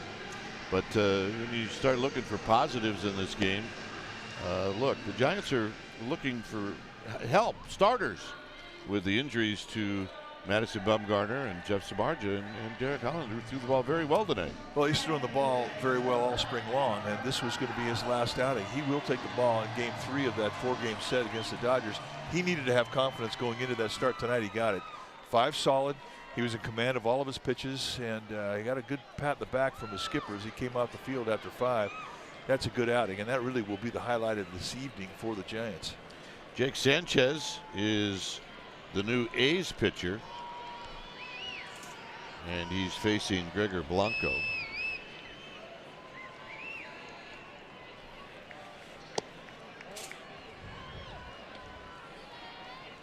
So Blanco at bat for the first time with Belt on deck.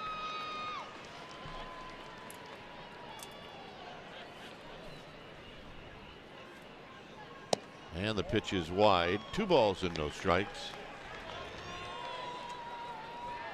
Well, tomorrow the long wait for a lot of these Giants is going to be over as they set the team.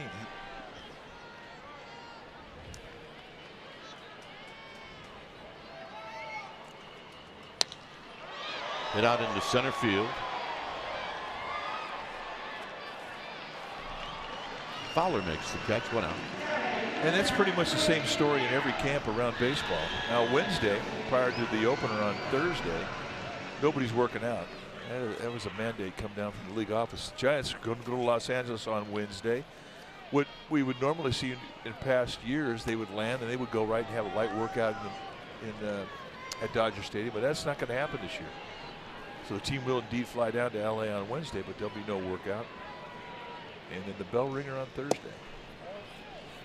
But in the next 24 hours, all the rosters will be set.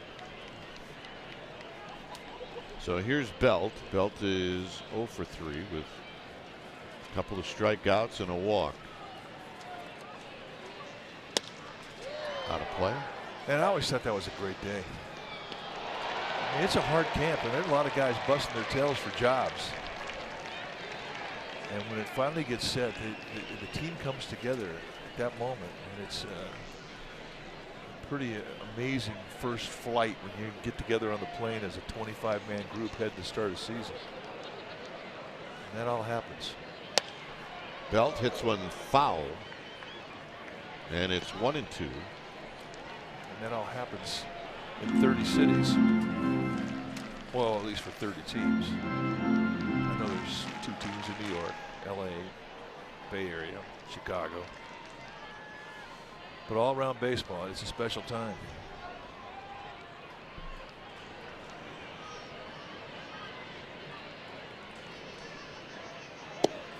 Outside the Belt.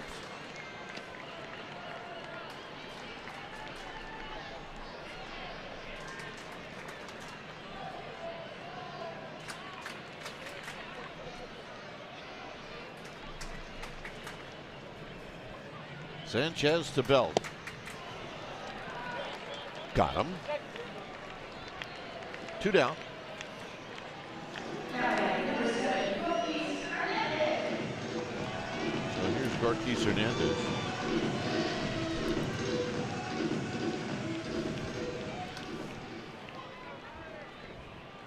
Gorkis came in as a pinch runner in the 8th and scored the tying run on a wild pitch. He's not had an at bat in this game. And he takes a bit high, 1-0.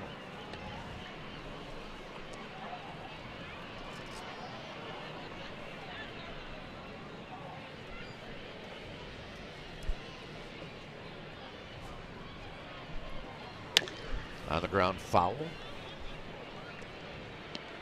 As it rolls and rolls. And you know what? If that fan hadn't picked it up, Ingrid was going to have to chase.